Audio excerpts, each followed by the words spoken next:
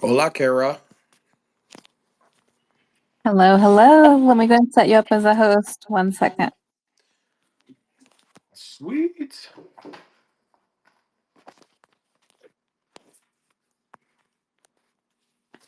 I guess I should start by saying I am so glad that I figured out how to do spaces where I'm not losing everybody's reminders. I have gone 10 episodes messing it up.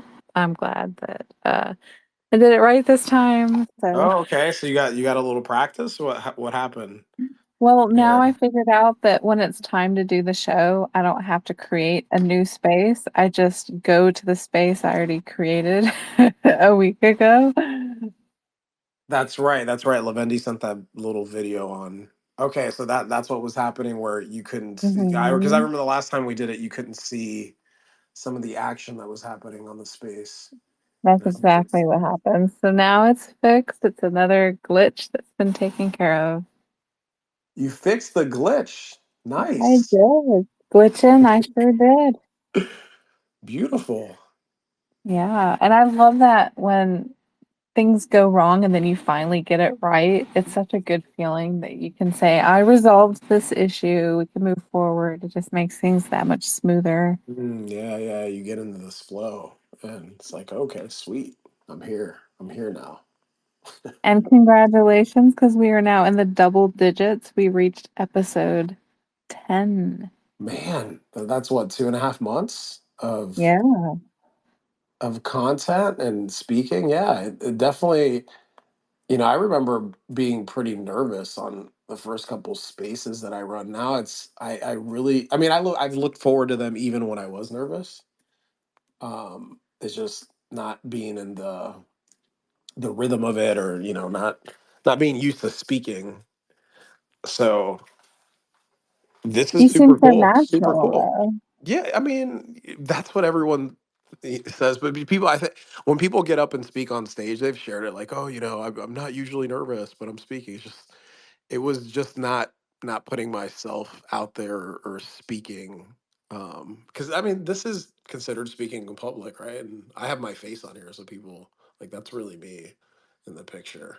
So, so I don't want to sound like a fool, and then getting criticized in the beginning from someone who told me that I said like way too much, and it was just because I was excited and way ahead of myself. So, That was me, head in oh, the that was sand. you. That's right. I didn't think I didn't know if I was friends with that person still. So it hurt my Aw. feelings. No, I'm just kidding. I took it in stride because in a previous life, 20 some odd years ago, I did. I was a sales trainer and I ran trainings, and I did that. But that's not what I've been doing the past 10 years or so. I've been building behind a laptop, and it's just been different. So I appreciated the constructive criticism. That's how I took it. I took it in stride. I appreciate that. I'm glad I could help. Communication's a big thing, It and I is. am so excited to hear everything that you've just experienced because you just got back from London and got to network with all the Caspa OGs, and you have this incredible photo with the other blockchain banter hosts at what is it, Tokenize with Jonathan. I want to hear all about it. Yeah, that picture was at Wolfie's bar. It was right at the end when everybody was getting ready to head out. So that's when I had a chance to meet Jonathan. I walked up to him there right towards the end when everybody was getting ready to go, is when we took the pictures and all that. So yeah, so much happened before that. It was a lot, and it went by. I live on the East Coast in Miami. Left on that Sunday, and I had a quick pit stop in Iceland. So I got to have a little layover there, and I flew into London. And Mm. getting into London, I had been there before. I went in 2019 for the first time. I actually flew there with an ex girlfriend, and she surprised me by getting me tickets to my favorite football team played there. The NFL plays an overseas game there every single year. So my Buccaneers were there, and they got whooped. But that was 6 years ago, and we did a little pit stop in London, and we weren't there for maybe a day or two, but we did a bunch of little tours there, and kind of bougie with it, right? We um, stayed in really nice places and all that. So this time when I got there, I looked up an Uber, and an Uber ride take a lot longer, and I was like, okay, I remember getting on the public transportation before, but I don't think we did it for that long when I was there in 2019. So I said to myself, I'm going to be a local and jump on this Elizabeth line, and it said it was my hotel was about an hour away. So I jumped on it, and I got off at the wrong stop, had to come back, asked for some help, got off at another wrong stop. So I was supposed to get there in an hour. I ended up getting a hotel like maybe 2 hours later, and I passed out. Total of 12 hours flying, and actually did the other show that I'm doing with Bishop, blockchain banter. I'd fallen asleep and I woke up, Kara, and it was dark out, and I thought to myself, oh shit, I missed the scheduled show that I had with Bishop, and it was only 4 o'clock in the afternoon. I'm like, man, it gets dark early here. But did that, and then had dinner that night with. So I got to well, I met her briefly, but didn't really get to talk to her. But I got to meet Caspa Queen in person. Seb, Awesome. yeah, Seb was there, and then there were two other individuals. Merlin, who is he was on Blockchain Banter on Monday talking about hackathons. Really, really smart guy, who's been in Caspa like you. He's been in Caspa for quite some time. And then also Elliot. There's an not Elliot Maya. There's an Elliot out in Berlin. He's in Germany. I'm not sure if it's Berlin, but got to meet him, and we were there. We all listened into Blockchain Banter on that Monday together, and that's really we had beautiful conversations at dinner, great dinner, and then we got to go to the event the next day. And I walked over there. So Seb and I stayed at the same place and got to walk over, have a conversation with Seb, and that was super cool because I think I've shared it with you with Seb. I'm really excited about what he's doing with Cast Maps. And I woke up one morning. I've been in this energy, Kara, of I've shared that I closed down my business 2 years ago and haven't worked in 2 years. And it's that's why I'm putting a lot of my time with the show and dedicating to anything that I can do within Caspa. But I'm really excited about what Seb's doing. And I woke up one morning thinking I need to talk to Seb. I gotta talk to Seb, and let's just have a conversation and get to know him a little bit. And in that conversation, discovered my skill set kind of complements what he's done. We have somewhat similar backgrounds. He was really successful with what he did before he found crypto. And I don't know if you remember this, but Seb owned altcoin.com, and he sold that a while back. But Seb's been in the space for quite some time, and Seb's the one who organized the Bitcoin debates. Organized a lot of the speakers and all that, and he doesn't talk about that. But I just Cool. got to know him, and it was just super cool to spend all that time with him. So I went with him to the Tokenized event, and as soon as we get there, there were saw Wolfie, who's a really big dude. He's like 6'6", 6'7". He's just a big guy. Wow. Yeah, from Wolfie's Bar, right? And the brothers were there. Chris Hutchison, Tom, gave him big hugs. Lavendi, obviously, um, Cass McQueen, Elliot from the night before, Merlin. Oh, Merlin is kind of again talks about the hackathons. He spoke on the spaces on Monday, but I haven't heard him much on panels or anything like that. And he was probably the most aggressive in getting people to come. People are walking by like, hey, come over, and he was just always talking to somebody. But what was super cool, Kara, was the energy there. It just the entire time that we were there, there were people walking up to the booth. The energy was palpable. It's just different being at a Caspa event. I obviously had the privilege of being in Berlin as well, and that was the first Caspa event that I've been to like that. Actually, not true. I was at a Miami event down here in 2024 that I went to briefly, but I know, I didn't have an X account or anything, and I acted like I didn't meet anybody. I just went to observe. And this one, I obviously was mingling, and yeah, there were people that walked up to the booth and wanted to know about Caspa. There was I had a couple great conversations with. There was this one. young guy who was a he considered himself a Bitcoin maxi, but we got into talking about Austrian economics, Keynesian economics, and I gave him a little bit beneath the surface view on Caspa and how the energy of it is what called to me. And yeah, we got into it. We probably ended up talking for about an hour there at the booth, and then before you know it, again, it was like that the entire time. You saw the pictures. Those pictures were, I didn't even see people taking the pictures. I was in the middle of conversations the entire time.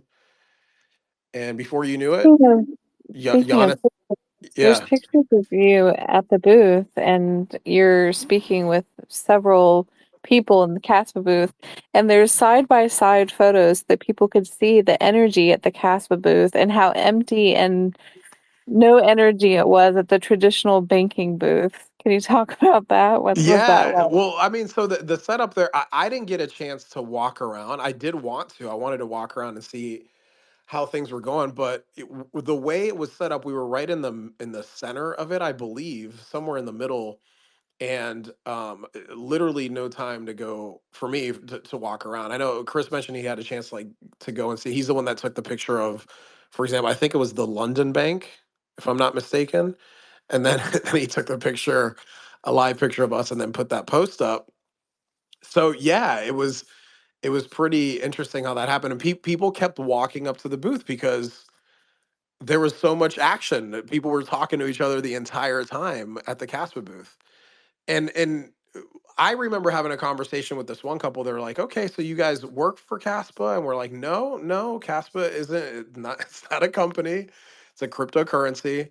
I paid for my own flight to get out there. Right? The KEF sponsored the booth and everything, but none of us were paid. There was no scripts, obviously, about bringing Wow. people up to the booth. I didn't even, when I went there, it was okay. I'm gonna mix and mingle, kind of network, and but it was pretty cool how it worked out where we were at the booth, just having people come up and ask us. So, but I've worked booths before selling products, right? I did it when I sold Cutco when I was a lot younger, and you typically have to get people to come up, right? And then once there's a person up, you kind of get a crowd. But it was just so cool how that just happened organically. And other booths, I personally didn't look around because I was talking the entire time, running my mouth and in conversations with people. So I kind of saw it the way people on X side, where the pictures showed. Okay, yeah, we were pretty busy. I felt it being there. So yeah, that was again, the energy was palpable, and it's like that at a Caspa event. I mentioned this on the Monday blockchain banner, but I don't even know. I don't. We've talked about this too. I don't look at the price of Caspa, and that's one of the cool things that I love about this community. I get we care about that, but it's not at the core of what Caspa is. And even bringing it up with people that were interested in learning about it, there were a couple times I had conversations with Seb, and we would go back and forth on educating people on what Caspa is, and Seb would kind of do it his way. Oh, and the second I did go back the second day, and I was wearing a Caspa shirt. The one that I got in New York, from Caspa funding. It's a pretty cool like teal shirt that has the Caspa block tag. So Seb, I'd be talking to somebody, and three or four times he's like, Juan, let me see the shirt. And he'd be in the middle and point at he'd be pointing out the Caspa block tag. So I thought that was funny. Like in the middle of me speaking with somebody else.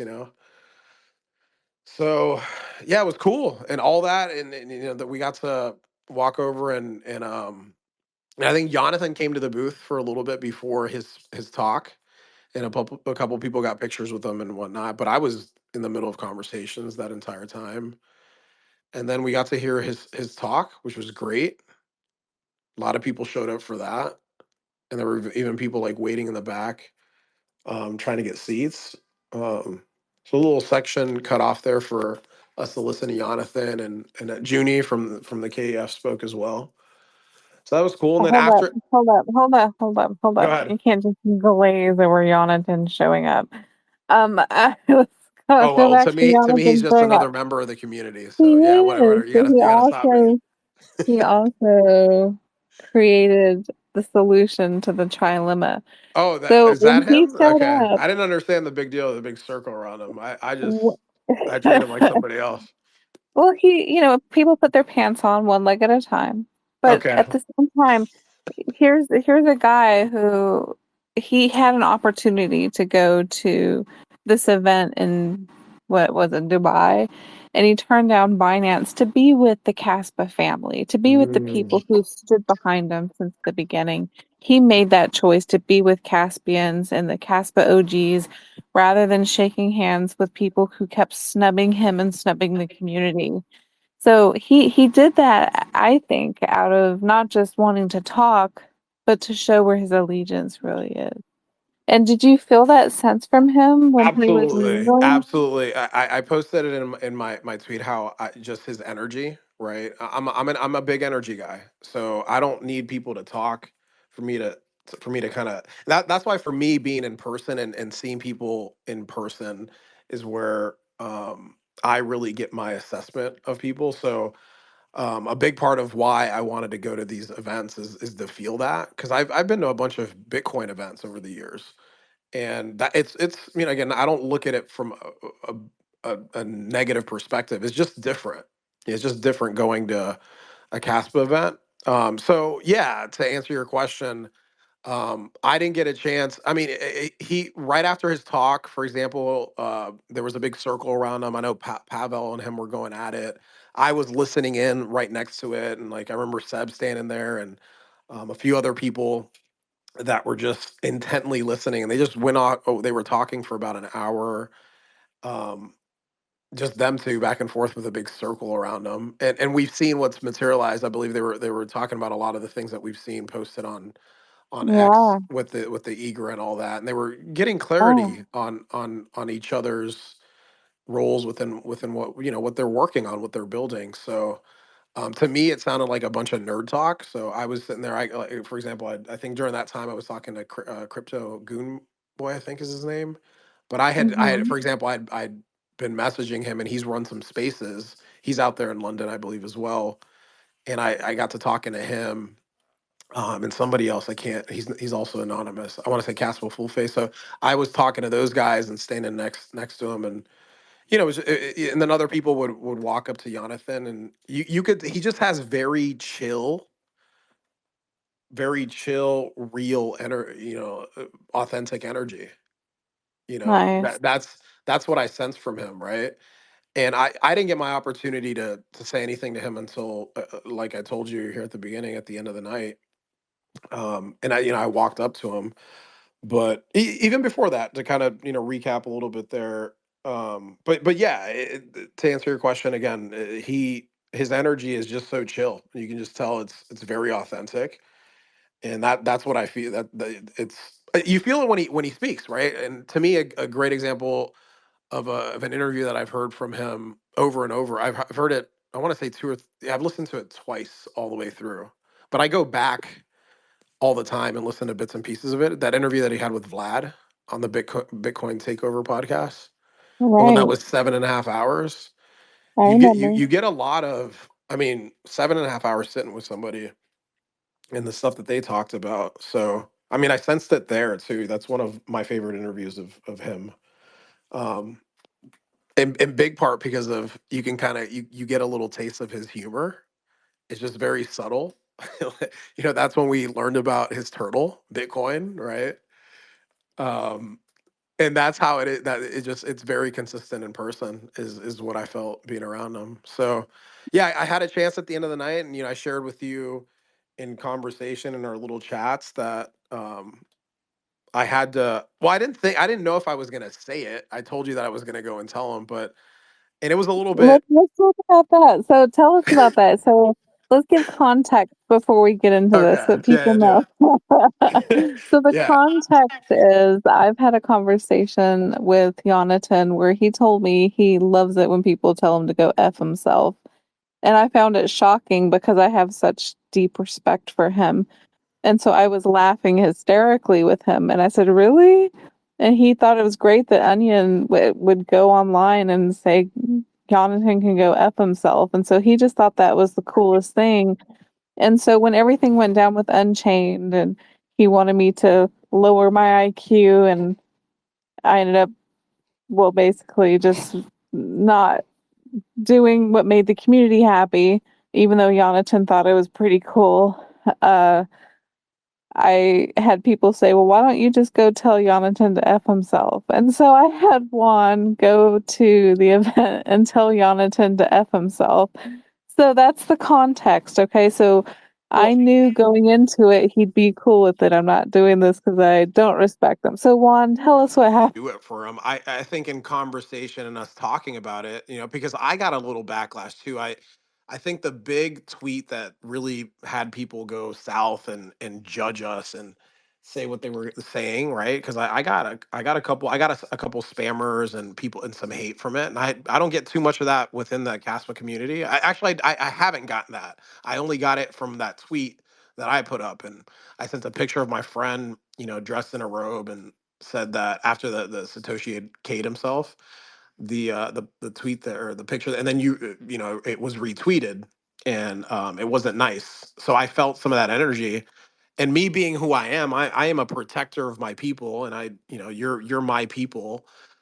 I see Caspa Thank people as you. my people, so it's like I'm gonna defend. I'm just a defender. I'm the oldest of three. Is just how I am. So that I'm just built this way.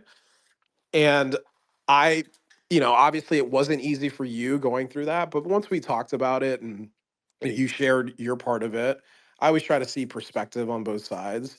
And yeah, you told us that that Caspa Onion had said that, and you're like, Jonathan would love that. So I'm like, oh, maybe I go tell him that when I meet him. So that was kind of the energy that I had behind it, and I didn't plan on. But at the end of the night, tap him. I'm like, hey, my name's Juan. I go, I'm Juan. I host blockchain banter with Kara. And the cool thing is this, and I shared this with you, was what he said after I said that. So I introduced myself and I said, I host blockchain banter with Kara. The first thing he goes is Kara still mad at me? That's what he said. It's like, is Kara Jonathan, and by I'm the way, so living so rent free. as I'm describing that, again, I remember smiling and being like, that's pretty fucking cool that he just asked that. That just, obviously we should never deify people, but people have deify, like Onion deifies Jonathan, and we get to hear some of Yeah, the shit that he says in private. It's pretty hilarious. But yeah, people deify him, right? And it's like yeah, I don't see him like that, and he's just another person. But again, he did, solve the trilemma, like you said, so it's a big deal. But I thought that that was such a beautiful human response, and in the post that I have pinned up, and that just made me respect him on another level. So I was like, oh well, yeah, I go, it's all good. We talked about it. We understand. And but I did tell Kara that I'd come up here and tell you to go fuck yourself. And when and when I said it, he kind of like, oh, so Elliot Maya was standing there, and Elliot kind of looked at me, and it was a little bit awkward, but then I was like, I kind of tapped him in the shoulder. I was like, oh, but obviously, just a joke. Like we're all good. yeah, We're all good. And then then we kind of went to the side there, and he goes, I didn't even.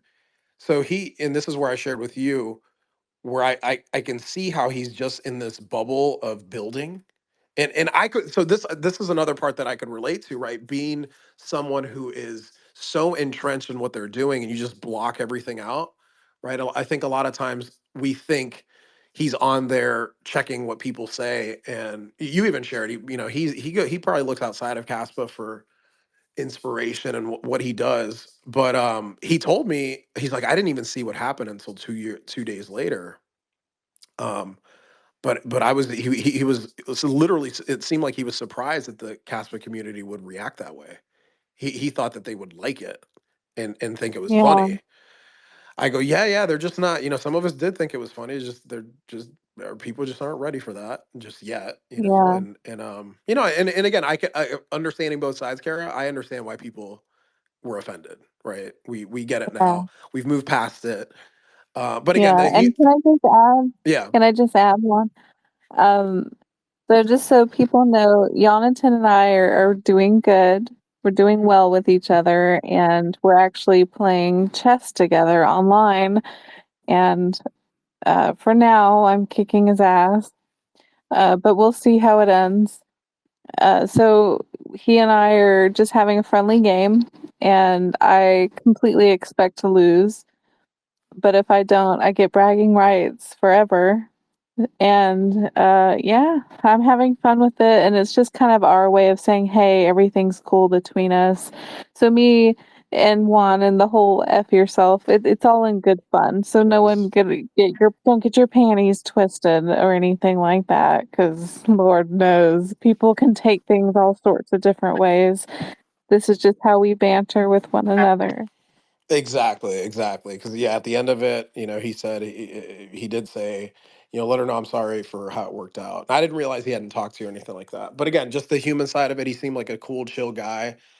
And Oh yeah, yeah, and totally. like I said earlier, I get a good feel for people in person because I'm the same guy that you're listening to right now on this this blockchain banner. This is how I am in person. So I don't know how to be any other way. I know that people are really good at playing characters and shit like that. I used to, people go through phases like that, but that's one of the really cool things that I felt about him, and I felt it. Yeah, I felt it within this Caspa community to begin with. It's what it's like speaking to most people within the community. You get truth seekers. I mean, the phrase that I say, right? Like Caspa's vibrating at the frequency of truth seekers, and I don't know. I dream about Caspa and what's happening within the ecosystem, and I wake up thinking about it. I think about it most of the day, and this is cool. This is fun. This is how I've I get excited about things, and I only have like one speed, and it's I know that I'm in the right place, and it's always worked out in my favor one way or the other, right? And it was super cool. It's super cool being there. It's only the well, I guess the third Caspa event that I've been to, and it's well, I shared with you before. For me, I'm going to be moving out of the place that I've been living in for the past almost 4 years, and I want to travel around and meet more people in person. So I don't know what that's going to look like, Kara. I don't know if it's, hey, do I set up events and get to meet people in different cities? But I think the in-person events for Casper are super important. And I even want to talk to, and this is something that kind of came up for me on the way back, and I did a lot of writing, and I'm just excited. I'm excited for where this is going, right? And what we're building within the community. And I see my role. I see what I'm good at and how I can contribute. So a big part of that is being on these spaces, giving people platforms, learning from people because I've shared I'm not the technical guy. I understand a lot more than I did just 4 or 5 months ago when I started talking on here. But this is so exciting, and going to these events it just gives you that extra juice that and I want to, again, I just know how important it is, the in-person events. I know some people want to stay anonymous, like you've talked about how that's important for yourself, and respect that 100%. But there's a lot of people that want to mix with some other Caspians, in person. And I don't know, maybe I do a little tour around the country, around the world, and help with that. We'll see. it looks like you're. I was gonna say. I'm gonna change what I was gonna say. People have a worry that Caspa's not getting enough adoption, but we have Juan. We don't I have to have put worry about it. 60, like I'm not joking. I have these pictures. So once I get to 100, I'm gonna make a post out of it. But you don't even want to know where my goals go. Yeah, I mentioned you're before I gonna don't even onboard a set million I don't people. like setting goals because I don't like putting caps limits on myself. And I've done some crazy shit in my life. Like, I've defied odds left and right my entire life. So that's really sweet of you to say. Um, I think I'm a reflection of all the people within the community. And I know it's not about me. It's really about, I see the gift that I've been given and how fortunate I am in life, and also plays into doing the show with Bishop on Tuesday live on the Casper Standard. We talked about sports the first hour of that, then we talked about Caspa, but there's just so much to do within this community. And you thought we had a conversation before we hopped on here. You mentioned that you're building some things out, and um, there's just you learn something new every single day, and this is the place to be, and it's super super amazing that there's literally something different to talk about within Caspa every single day. Every single day, there's something new, something happening, and that's because of the beautiful foundational layer of what Caspa is. We've never had anything like this ever, and we're just getting a little taste of it. We're the early adopters, right? That's how I see it. That's definitely true. And yeah, I am working on some things of my own. I don't know if we want to kind of go in that, but Yeah, we I am should. exploring I'm exploring smart contracts right now, and I've published a lot of books, self-publishing for myself and my dad and a few others and different artists and authors.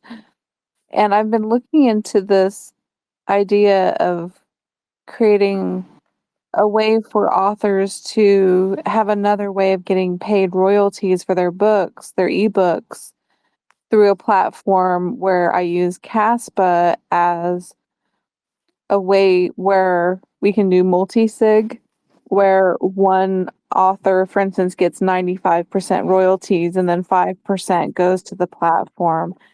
And I'm currently building that. I'm playing with it. I'm tinkering with it. But I started to getting a little in over my head because I decided I don't just want to do Caspa. I'm going to use now payments where I can accept all crypto and then I get paid in Caspa no matter what people pay with.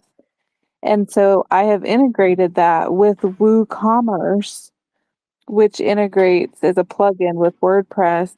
And in order for me to accept things such as credit cards, I have to get special approval through Stripe. And for me, it's a little complicated because I'm in the Safe at Home program and I've recently had a name change and I have a government assigned address. And so my situation's a little more special. Mhm. And so it's going to take a little bit more time to get that approval so they can prove I am who I am for those purposes.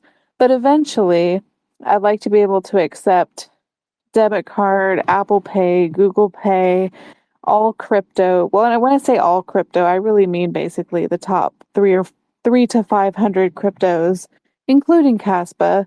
And then I would get paid in Caspa if they're paying with crypto, and I would get paid directly to my bank account if they're using fiat.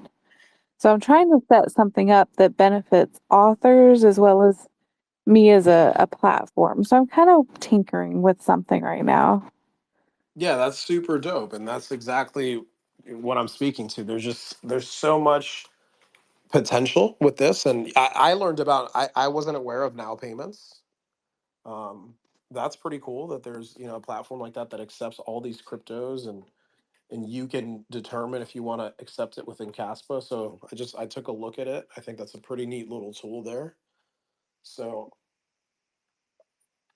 yeah, it's beautiful. I think that's awesome. You have that idea, and I mean, you're a busybody. You're always doing something. We Sure. have Kara too, you know, for the adoption. Yeah, you get them adopted by talking with them, and I get them adopted by shit posting.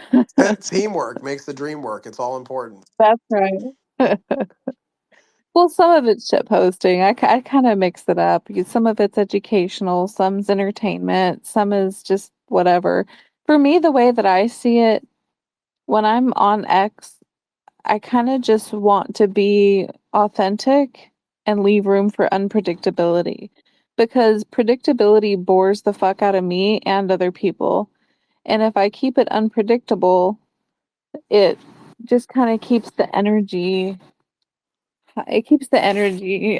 interesting. And the more interesting it is, I think it just drives more engagement and curiosity. And for me, it leads to more conversations with people who may not have heard about Caspa just because I'm being unpredictable. For instance, even though I mostly talk about Caspa, I'm sure some of you may have seen my replies on your timeline where I'm posting something that has nothing to do with Caspa. For instance, uh, reposting a random act of kindness, and I have a comment where I'm saying, I'm in tears. This is so sweet. right? I do that a lot, and it's just because those are videos I like to see, and they're videos I enjoy commenting on. And it has nothing to do with Caspa, but what it does is it shows the human side of the fact I'm not a robot. I have feelings. These are things that I find beautiful. And if I'm able to reach people who have feelings about something, it's just another way of humanizing who we are as people and going into it without people feeling there's some agenda. So that's one reason why I kind of mix up my posts and keep it unpredictable. Yeah, and I enjoy those posts. You've tagged me on a few. It's been a while. How come I haven't got any tags in a minute? But like you would, because we've talked about my plant medicine journey, and I remember you tagging me on a few things that tugged at the heart. I enjoy those too. I don't really look for them as much, but I'm cool with you tagging me on it when you do. So just let me Yeah. know. Oh, I see them and feel them all the time. Focused on things that are more dystopian rather than high energy and high frequency. Hmm. I've been really kind of focused on the state of affairs when it comes to stealthiness and surveillance and just the dystopian big brother stuff that's going on. I mean, I even looked at an MIT experiment where I learned that tinfoil hats are not effective against telepathy. In fact, they actually increase the ability of the government to read your mind with radio waves. And so I found out that copper and nickel are more effective. And I looked into the price of Faraday fabric to make my own tinfoil hat that has no tinfoil, that has copper and nickel and all this other stuff. And I thought, well, I don't know who to tag about this. But then I did. I tagged I think I tagged Buffalo or Seb because we get into that the creepy stuff. Buffalo would like that. I can see Buffalo getting into that with you. He loves it. Yeah, and he sends me links to Illuminati stuff because he knows that that's the kind of creepy stuff I like to watch too. Yeah, yeah, that sounds like you. That sounds like Buffalo. Makes sense. But life is a wave, and sometimes I need to get away from that darkness, and I'll go look into something that's more light, and then I'll tag you with that. And if I see something that's just funny and stupid and smart and crazy and whatever, I'll just send it to Onion because I know he'll laugh at it, and it can be whatever the fuck. Yeah, that's And funny. That's funny. Yeah, I go to so I think it's cool when sometimes I obviously see all the posts that Onion puts up there or whenever you guys are going at people, and I really don't participate, but every now and then I'll get in there and then I'll share with you guys. And you're right, you got to switch it up, right? It can't be the same thing yeah, all the time. You got to show the other side. And I always think it's cool that people are like, "Oh, Juan's finally bringing that out." I'm like, "Okay, I have this in me. Trust." You don't want me to bring it all the way out all the time. It's just yeah. I'm a little grown and mature, and it's like I can't stay in that frequency the entire time. This whole Zen But and we love this that whole you Zen have it. yoga headstand wand has not existed the entire time. Trust me, I played football for fucking 9 years. I was pretty intense. You Most have the people didn't like that strength. version of me. Yeah. And you have that strength of a gentle giant, and a giant when poked can show its rage. But the thing is, you're a gentle giant. You only lash out if provoked or in a way you feel the need to defend yourself or others. But you don't Exactly. just go around lashing out at people. That's just not your I style. do not. I do not. Yeah, but every now and then it comes out. What's funny actually, I don't know if you got the did you get the text I sent you on one of the Bitcoin Yeah. influencers? Yeah, so I thought that was interesting because I see him kind of in that same energy. And when I met him, I don't know if I should mention Well, this. don't you tell people? Yeah, tell people what you're talking about Yeah, because you so say him. yeah, I thought this was pretty interesting. It happened a few hours before we hopped on the show. I shared it with Onion and Kara.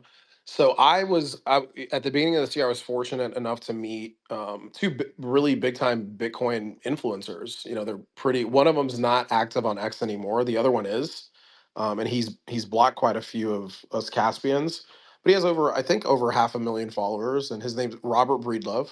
He runs the What Is Money show, and he's somebody I really looked up to. I remember talking to Onion about him too, because he got I know Onion got blocked by him, and I got blocked by him on X. But it was weird because I have met this guy. I met him earlier this year. Met him during a yoga class, and it bothered me that he blocked me because like we have each other's phone numbers. We were supposed to meet up here in Miami, um, and I understood the other people, but again, we've been preemptively blocked, right? That happened in the community. It was maybe it's not happening so much anymore, but it definitely was something that was really active. So um, today I just went on my Instagram account, and one of the videos that I put up before I was talking here on X was about how he interviewed this gentleman named Matthew Manning, and I'm friends with Matthew Manning now. I literally, after hearing them on the What Is Money show, I reached out to Matt Manning because he was on X. He had, not a well known guy, but I reached out on X, and I just let him know that I really appreciated his interview with Breedlove, and he responded back. And Matt and I are friends now. Um, and I had met Robert again earlier this year. I met him during a yoga class randomly. But going back to speaking about Jeff Booth to kind of tie that together. So I went to Colombia to a Bitcoin conference in January of this year. And I specifically went because I wanted to meet Jeff Booth and have a talk with him. And when I met him, it was just a beautiful conversation. I love his whole thing about, I actually speak comes from a lot of what he talks about, where the natural state of the free market is deflationary and all that. So I had a really great conversation with Jeff. We exchanged numbers. I even let him know, like, hey, I was kind of putting together a book. He gave me his number, said, yeah, let me know if you need anybody to look over it. So we hit it off, and that literally that week, 3 days later, I'm doing a yoga class here in Miami, and I run into Robert Breedlove, and so at the end of the class, I obviously have to walk up and say hello to Robert Breedlove. So I walk up to him and I go, "Hey, Robert, I'm supposed to. My name's Juan. I'm supposed to meet you today." And he was like a little bit startled, but I go, "Yeah, I was just at a Bitcoin conference in Colombia, and again, we hit it off. We talked, and at the end of it, I actually found out that he was going to go do his first plant medicine ceremony. He was going to go do ayahuasca for the first time, and I've shared that I've sat with that medicine 10 times, and I knew right there. I go, okay, that's why I met you. So I believe that the medicine kind of put us together in that moment. I don't, synchronicities are like that. And it was cool. Again, he's the one that asked me for my number. He shared a couple things. I shared some stuff about my dad. I let him know that I'd like rekindled the relationship with my dad earlier this year. Now it's obviously super beautiful, and a 69-year-old man who's grown leaps and bounds in a year, Kara. That's a whole nother beautiful story in itself, in that relationship and what I have with him now. But so Robert and I hit it off, and we'd been talking up through when all of this happened, with the Bitcoin Kaspa events. I was going to go to an event down here, but once that started, once the Kaspa Bitcoin debates happened in July, I opened up my X account, and I started talking. I put a post up, and that's kind of how I got connected to everybody. And I organized my first spaces with I did it with Onion and Nakasompo, um, and that kind of took off, and people started following, and then I just started doing spaces from there. And obviously the Bitcoin stuff was pretty intense back then in like July. I think way more so intense than it is now. And yeah, like I had been following Robert on X, but I never interacted with him on X. Again, I had his message. We would text back and forth, and then I just noticed like one day that I was blocked. I'm like, what the fuck is this? So that bothered me. I remember sharing it with Matt. I go, what is this? And I let it roll off, but it did bother me. It bothered me that he blocked me, because then this is someone, again, I met him and thought we were cool, and I was just like, what is that about? And I really do think it's an active campaign by Bitcoiners to shut us up. Um, so anyways, so today I go on my Instagram, and the video that I posted, I'd taken it down, but I archived it. One that I did way back in June. But I posted it back up, and then I wrote this long. I go, I'm just gonna write and let people know that Robert Breedlove, after saying what I said about Breedlove, that he blocked me. So I write that, and Robert responded to it, and he started following me on Instagram, and he's like, "Hey, brother, great to see you again. Great to see what you're doing, something like that, and keep being the change that you want to see in the world." And then he followed me.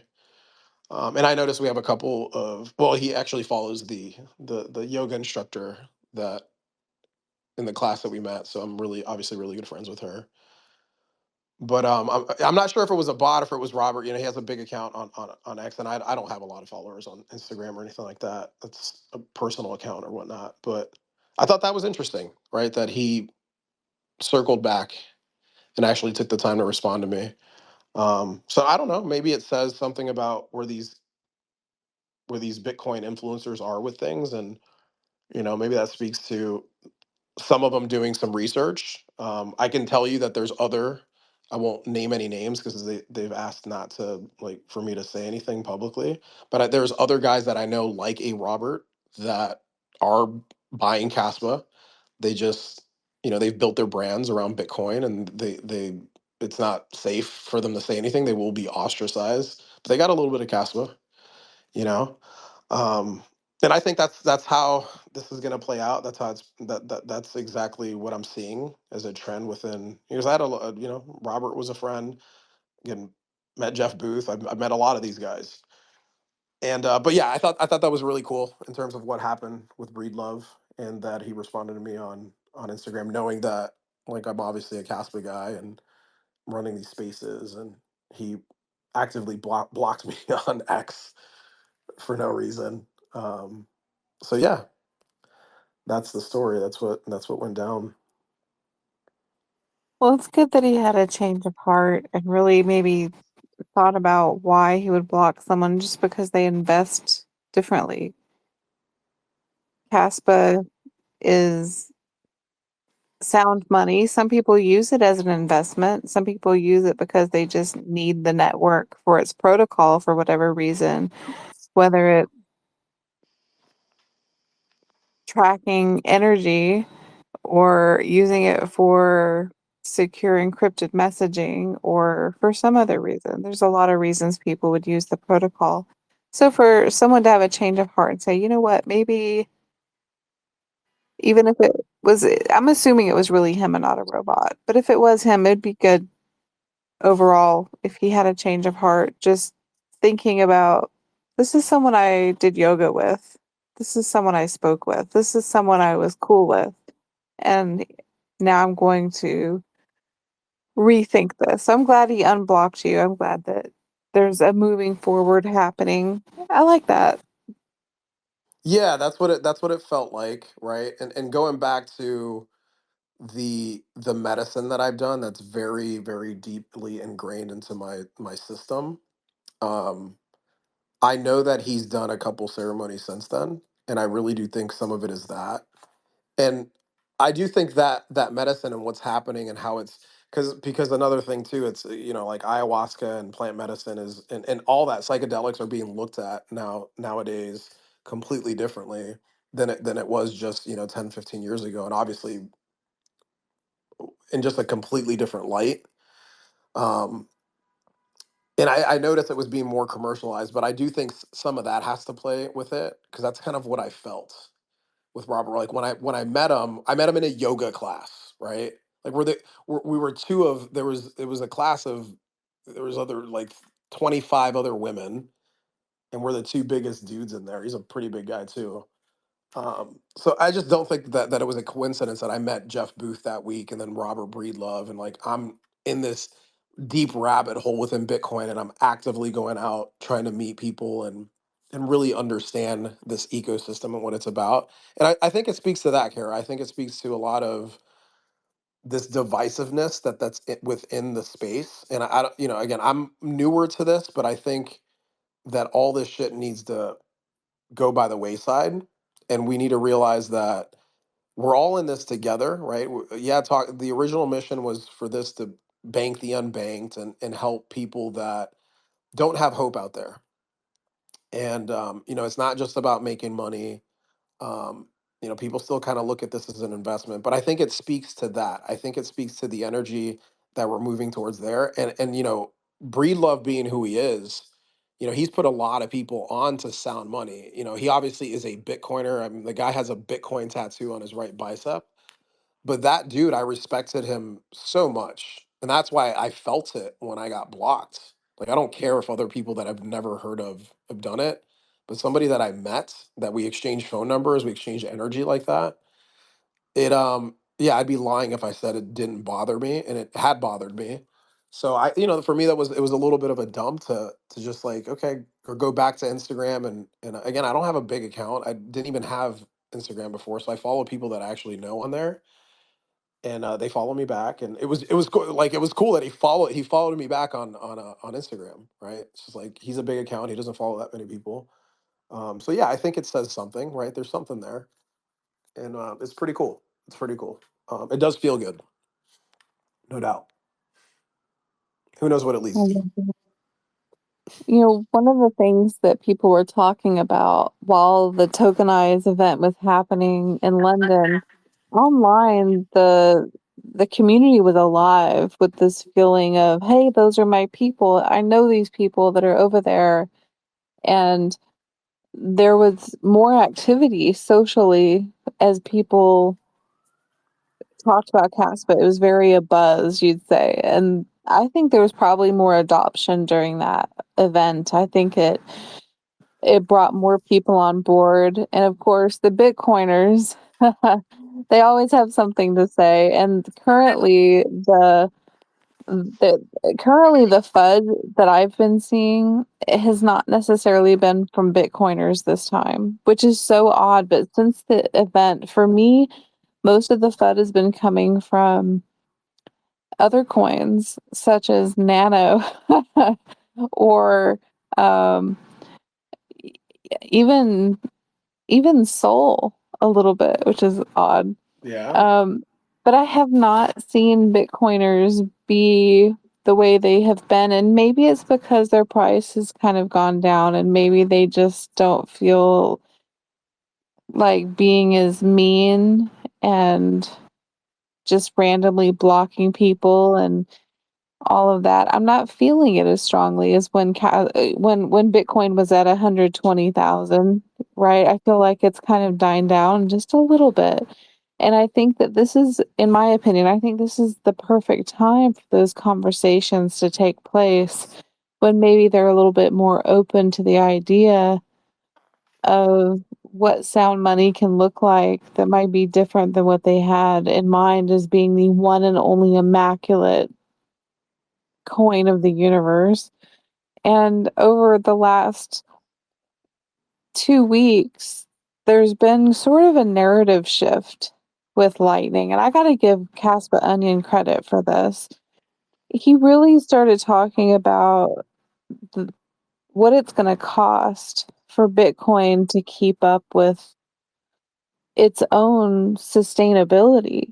That with every halving, it's going to need to double in price. And that with every year, because of Lightning, Bitcoin's going to have to do 19%. These were Onion's numbers, but he said 19% a year just so they can stay afloat. And if you look at this from a business perspective, that's a huge pressure to put on any company. So to ask that of a decentralized project is a lot. And to put this in perspective, I've been watching all these Hallmark movies and crying over these Christmas movies all day, every day. I've just been doing this a lot.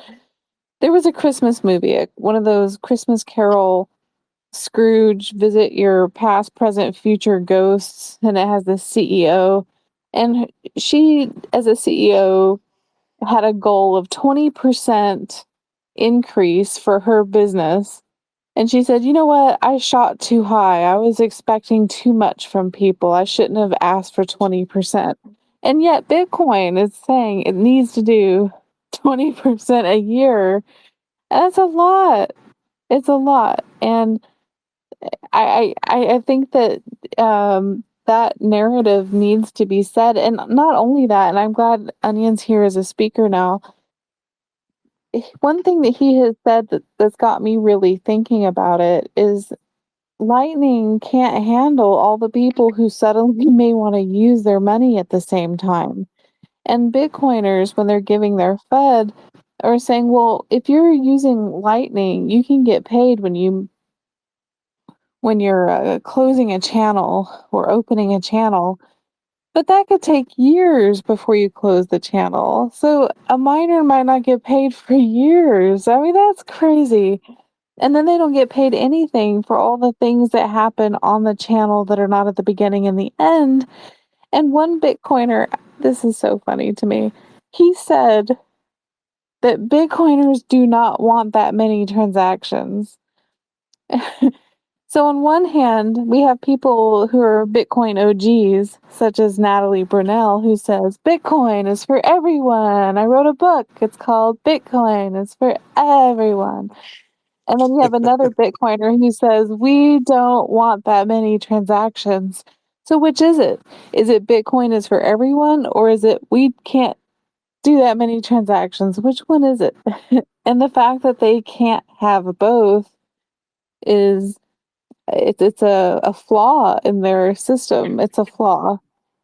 Yeah, And yeah, and now for me that just makes Caspa such a beautiful alternative for what they keep trying to push as their answer to their problem, which is so flawed on many levels. But yeah, I'd like to hear more from Onion if he's willing to talk about it because this narrative really shifted from the Tokenize event to now. And I gotta give Onion a lot of credit for that because he did the numbers and he really focused on this and got a lot of us thinking about it. So yeah, I'd like to hear from Onion if that's all right. yeah, I'd like to hear from him too. And I want to second everything that Kara said there, Onion. You know, before you come up, because you're right, Kara. I've noticed that shift, and even for me, man, I love how when we do hear from Onion, he gives us this knowledge, and you've done this. I want to highlight the spaces that you've done by yourself. I don't know how many you've done, but I think I listened to two of them. But when you get on there and you share with us your knowledge, you were a Bitcoin. I mean, you were a Bitcoiner, I guess, for 8 years, and your depth and what you know and how you break it down has it make sense for someone like me, big time, man. So I appreciate how you bring the numbers, and to second again what Kara's saying, the way you do it, it's so important. So obviously, I know you're going to keep doing it, but I wanted to, of course, give my 2 cents and let you know how much I appreciate you schooling us. So thank you, and yeah, I'll turn over the mic to you. Hey, hell yeah. Thank you all so much. Those very kind words, very kind words. I appreciate it. First thing for I'm just an onion, so I'll do my best. But yeah, I mainly just requested to speak just in case, but yeah, everything you were saying, Kara, I think is spot on. Um these Bitcoiners, there's so much inconsistency. You'll have half the community say they're literally Bitcoiners, like Fred Krueger, that guy. He literally said like, "Oh, mining's a competitive industry. You don't want miners. You want them to die off." It's that doesn't make any sense. And then you have the other part of the Bitcoin community saying, "We need small people mining, so we invented the Bit Axe," right? So if you look at half the Bitcoin community, they don't want miners. The other half wants miners. And then for every topic discussion point on Bitcoin, you'll always see like if you were to put all these Bitcoiners together, they all have conflicting beliefs. Whether it comes to the whole world's going to use Lightning or no one's going to use Lightning, they'll be using banks or um you know I'm losing my train of thought here, but basically yeah, conflicting beliefs all across the board. These people make no sense.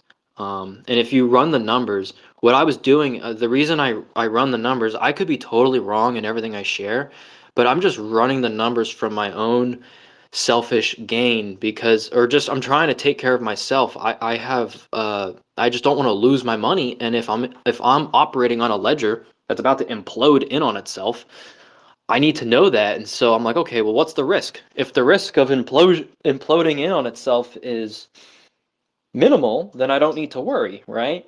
But when I ran the numbers, I realized, wait a minute, if there is a halving, miners need the price needs to double to not lose miners. And that's how I got that number. And I'm just like, oh crap, like what's the average of that annualized? 19%? If I just put 19% in a compound interest calculator and I saw that um, that's what Bitcoin has to do to never lose miners. And I realized that's only the situation if there's no fee market. And right now there's no fee market because of Lightning, because these freaking idiot. I could just go on and on. Oh my God, they killed Bitcoin, and I'm convinced. I didn't really become such a huge Caspa maxi until I'm going on a tangent right now, but thanks for letting me have the mic. I can just go on and on, but about Bitcoin and Caspa. But basically, part of me used to be like Bitcoin and Caspa, like, but it wasn't until I ran the numbers, I'm like, holy fuck, like Bitcoin's cooked. Like it's not even Bitcoin and Caspa. It's just Caspa right now. That's kind of the way it's looking. So what are y'all's thoughts? What are y'all's thoughts? Kind of went on a rant. Yeah, well, I'm 100% Caspa. I believe Juan is now 100% Caspa. Onion, you're now 100% Caspa. So it's a movement of people who know the technology and know what it is. And it's a lot. We have Pavel, who's part of Igra Labs, who has incredible talent, and he's putting everything into building these new smart contracts for Kaspa. He could choose any coin that he wants to build on. He chooses Kaspa. And the fact that Jonathan and Pavel can just go back and forth and nerd out and geek out with technology talk and it be so nuanced over what's going to be more impactful vprogs or IGRA and which is going to need to come first, ZK this or EVM that or opcode this or I don't know. All that stuff is kind of foreign to me, to be honest. But one thing I do know is that there's people who are making the conscious choice to put Caspa front and center in their lives, whether it's putting all their money into it, putting their whole lives into it, their work, their energy, their belief. Even people who've had fallouts with Caspa, with people continue to believe in the project because the tech is bigger than the people. And that speaks for itself that the technology is something we're all watching and it's what we believe in. Yeah, and I'll say so exactly what you said there at towards the end, Kara. Okay, so Onion, what I appreciate about how you have schooled us and educated us on the numbers is that specifically speaks to me about what's beneath the surface, looking at the base layer of the engine and just running the numbers, right? So if we just look at that for what it is and take away the stories that are out there. So there's all these stories. That's how I look at influencers and what people say. So speaking on the inconsistencies that you're talking about, right? You'll hear one group say, "Oh, like this Kruger guy who I think is probably drunk most of the time when he's just like all over the place and sloppy, and it's hard for me to even be in that talking about feeling an energy." The energy of when that guy talks, you can just tell is very surface level, very, think about all the shit that he said about Casper that had nothing to do with the technology. Just the story and what his opinion is of what he thought Jonathan was and all that crap, right? That right there tells you everything in terms of the listening that you should have for that guy. And like you said, he talks about, oh, we don't even need miners. So you hear one perspective there, then you hear the opposite, and then it's like, no, but tell me how this works. So what is this about? What is it supposed to do? And if you just look at Bitcoin for what it does on its base layer, it is capped out. And I've got, I love how you pointed out 800,000 transactions. I see it on most of the posts where you're you're fucking screaming at these people trying to get their attention. Let me and you're so nice about it. That's what I love, and that's why I get so entertained by you because I'm like, this guy is so intelligent, and I've written it to you. I go, they're just not on your level, brother. They're just not. They're not there with it. They're not going into depth. Like they're still stuck to their story about it. So fuck the story. What's underneath the surface of this? Bitcoin is capped out at 800,000 transactions per day on its base layer, right? I loved when I don't know if you did this during a space that you did all by yourself, but when you pointed out Fedwire, I didn't even know about Fedwire. Where I'm 44 years old, I've made all this money in the world. I'm like, I didn't know about Fedwire. I learned that from hearing about you, and then I went in and dove in. I'm like, oh shit, he's right. So Fedwire does it's the maybe you can speak a little bit more to what it is, but again, just the numbers. Fedwire does it's I think about 900 transactions per day. Okay, 900 transactions per day. The average transaction is $5 million per transaction. That maxes out the base layer. So let's say the scenario of what these Bitcoiners tell us with their story, which is, oh, there's going to be hyper Bitcoinization and then no big deal. We're going to move over to the Lightning, and that's a whole nother conversation, right? It's the layer twos aren't Bitcoin. That's called Lightning. It's not Bitcoin. But just speaking to it from that perspective, and then when you bring in so right there, you're maxed out. And then we know we did a stress test. There was a stress test done. Odie led the way, and I think Potat and a handful of other people. That I mean, Kaspa did 158 million transactions in a day, right? And by the way, where was the news about that? It just came from us. Nobody else talked about it, right? Which I think that came up, by the way, just to kind of throw this out there. I know that when I was in London, there was a publication company that came over and said they were going to help with that. So I mean, I think so. There's some networking being done in order for us to get more PR out. And again, that has to happen organically with how this community is set up. So yes, listen, Onion. I always hear you say the same shit. Like you'll throw these facts out. Like you literally throw out the substance. You throw out what's beneath the surface, what this shit really is, and then like you'll be nice about it. Be like, I don't know, I could be wrong, but like, no, you gave numbers. You gave factual numbers. We know you can go on an Explorer and see what the transactions are in Bitcoin. So another thing that came to mind too, we talk about Lightning and these people are like, oh, people can just use Lightning. It doesn't support the base layer. It doesn't secure the network. These proof of work protocols, so Bitcoin, Caspa, we have to figure out how to incentivize miners to come over and give the network hash power. That is what gives us its security. That is an important element in this whole thing, right? And the way Caspa is set up, like I don't have my miner turned on right now, but I'm not a tech guy. It was super easy to set up my miner, and I can win blocks every fucking day. I had it turned on for 2 days and I ended up winning like 8 blocks, right? So that in itself shows you, okay, how come I can't do that with Bitcoin? And Bitcoin, it's lottery mining, and I may be getting a little too technical here, but my point is, yeah, Onion, when you come with this information, you always give factual. You can tell you go in and give the research that you've done, and then you give numbers, and then you throw it out there, and then I follow the posts. Nobody ever comes back with anything with substance. They give you the surface level answers of, well, you're retarded. Like I've noticed a couple of the guys that are pretty consistent there. I won't give them any shine. You can if you want to, but they're pretty consistent and just telling you you're retarded or you don't know what you're talking about, and then just being like, then they throw out a chart and say, oh, but look at his performance over the past year, and it's like, bro, do you want to do this? Because like you, Onion, I'm a numbers guy, and I know the Bitcoin numbers, right?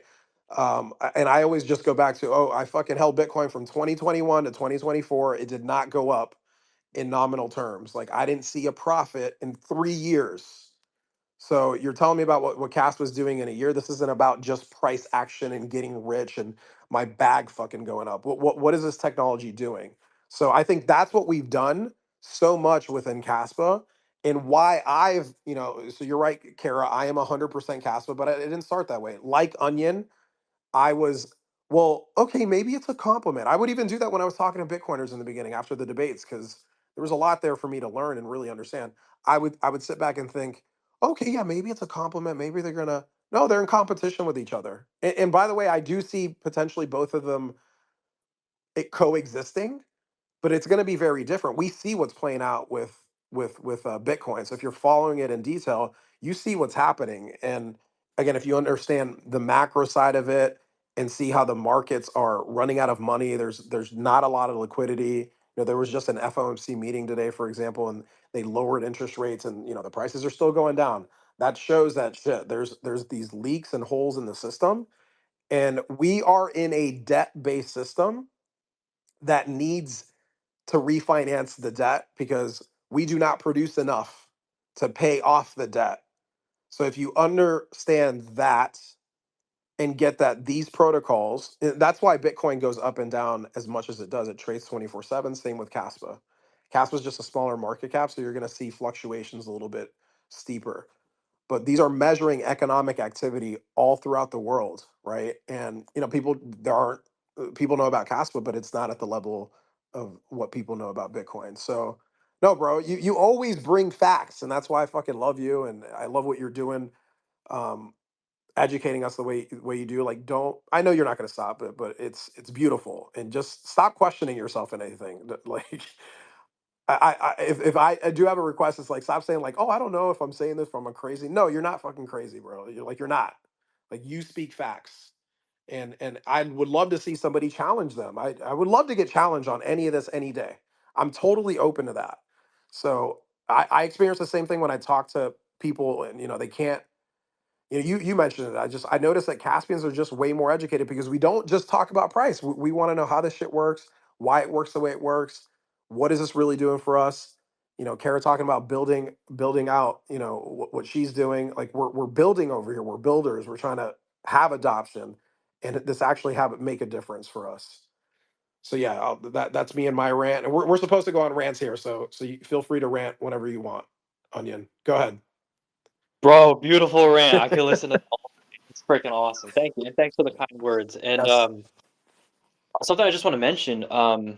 Part of the reason that I kind of maybe second guess myself or I sound like I do is what I'm really looking for is like I feel like I'm on my own. I'm just researching these numbers and I'm running napkin math in my room and I'm like, wait a minute, this doesn't add up. Wait a minute. Like I was just like this literally doesn't add up. Lightning doesn't add up.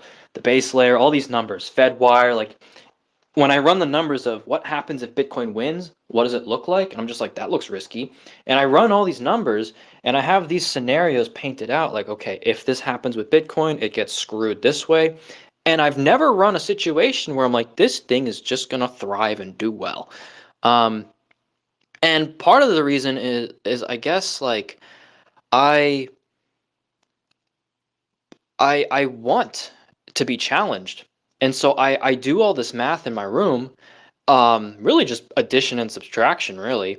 And then I just ask ChatGPT. I come to a conclusion, and I'm just like, holy fuck, my conclusion's very different than the narratives. I like what you said. There's all these stories, but no one's digging beneath the surface on like what is Bitcoin, right? There were narratives that got people against Bitcoin in the beginning, and now there's narratives that are getting people to onboard the Bitcoin, but this whole time no one's ever looked at Bitcoin. And I guess what I'm really looking for is I just want to have a conversation about Bitcoin. I want someone to prove my numbers wrong. I want someone outside the Caspa community because no offense, but maybe we're biased. I'm thinking, okay, maybe we're biased. Maybe we just want to pump our own bags. I want to have a debate with a Bitcoiner to have an outside perspective, a real debate where they say, no, Bitcoin doesn't need to rise 19% a year. No, Bitcoin doesn't need to double every 4 years. No, Bitcoin will have a fee market because of this, this, and this. But that's never happened. That hasn't happened. And so I have all this data and I'm just sitting in my room like, what the hell? And so it's just so odd that I've opened the door thousands of different times, thousands of different angles, thousands of different ways for these guys to like I've approached the Lightning Network through like 50 different lenses, you know? I've approached self-custody through different lenses. Different features of Bitcoin, I believe, get warped in different ways or mutated in different ways. And I'm just finding that I've never gotten a discussion on anything I've ever brought up. These Bitcoiners, it's all about price, and it's part of the reason, maybe this is my own fault, but it's just like I want to be proven wrong. I want them to be like, no, you're wrong here, here, and here. And then that'll give me something to be like, oh, these are new numbers I can run. These are, I'm seeking truth, and I don't know. I'm going to a bunch of idiots to do so. So maybe I'm the idiot, you know? But that's all this really is, you know? So that's my rant. Yeah, and you're Wait, go ahead, Kara. Go ahead. Onion, you had said that there's only 1% of current cold wallets that can open up a Lightning channels a day or sell to exchanges for fiat. So if 50% decide they want to use Bitcoin today to extract their wealth, then it would be a 150-day queue for all base layer transactions. You said that. These are your words. Can you let us know what you were thinking and where you came up with that? Because 150 days is a long time to wait to use a base layer when everyone wants to use it. So can you talk a little bit about the Bitcoin cold wallet situation and what you found when you researched that with opening up the Lightning channel? Yeah, I love this. Yes, so basically this actually discovered by accident. I looked, so I just So when I say 800,000 transactions a day on Bitcoin, I actually am operating under an assumption that the user has consolidated their UTXO sets because I consolidated my own and I took my personal Bitcoin. Anyway, I'm using very conservative numbers. The Bitcoin network actually does less. But I found this by accident because I was just thinking, wait a minute, Bitcoin only does, you know, a little less than a million transactions. It's only capable of doing 800,000 a day. I'm just thinking, how many cold wallets are there? And I looked it up and I saw multiple results. There were results saying 100 million cold wallets on Bitcoin, 200 million. Then there were some saying 500 million. So the number I'm going with is 200 million. That's the number I've seen the most. So maybe the data is a little wrong. But every instance I've looked up how many Bitcoin cold wallets are there, it's always in the hundreds of millions, right? So I was just thinking, wait a minute. All of these Bitcoin maxis, their suggestion is, no, we're not going to use Bitcoin. We're going to use Lightning. And then they say, okay, the way miners are going to get revenue is when you onboard to the Lightning. And I was like, okay, let's go with that. Let's run their scenario. And I was just like, wait a minute. That means they're expecting 200 million cold wallets at some point to open Lightning channels. And I'm just thinking, all right, well, people aren't going to do that until they need to. And the only time they would need to, I don't know when that would be. Maybe we get lucky and they do it, it's all slowly divided naturally and over the course of 10 years and it doesn't congest the network. But I was like, nah, I don't know. That's risky because what happens? I guess what I was thinking is, what happens if it's not a slow ease from cold storage to Lightning? What happens if people panic?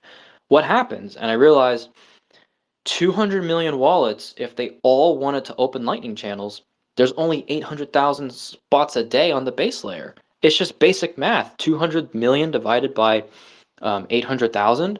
And that's like, I realized that's about like 180 something days or something.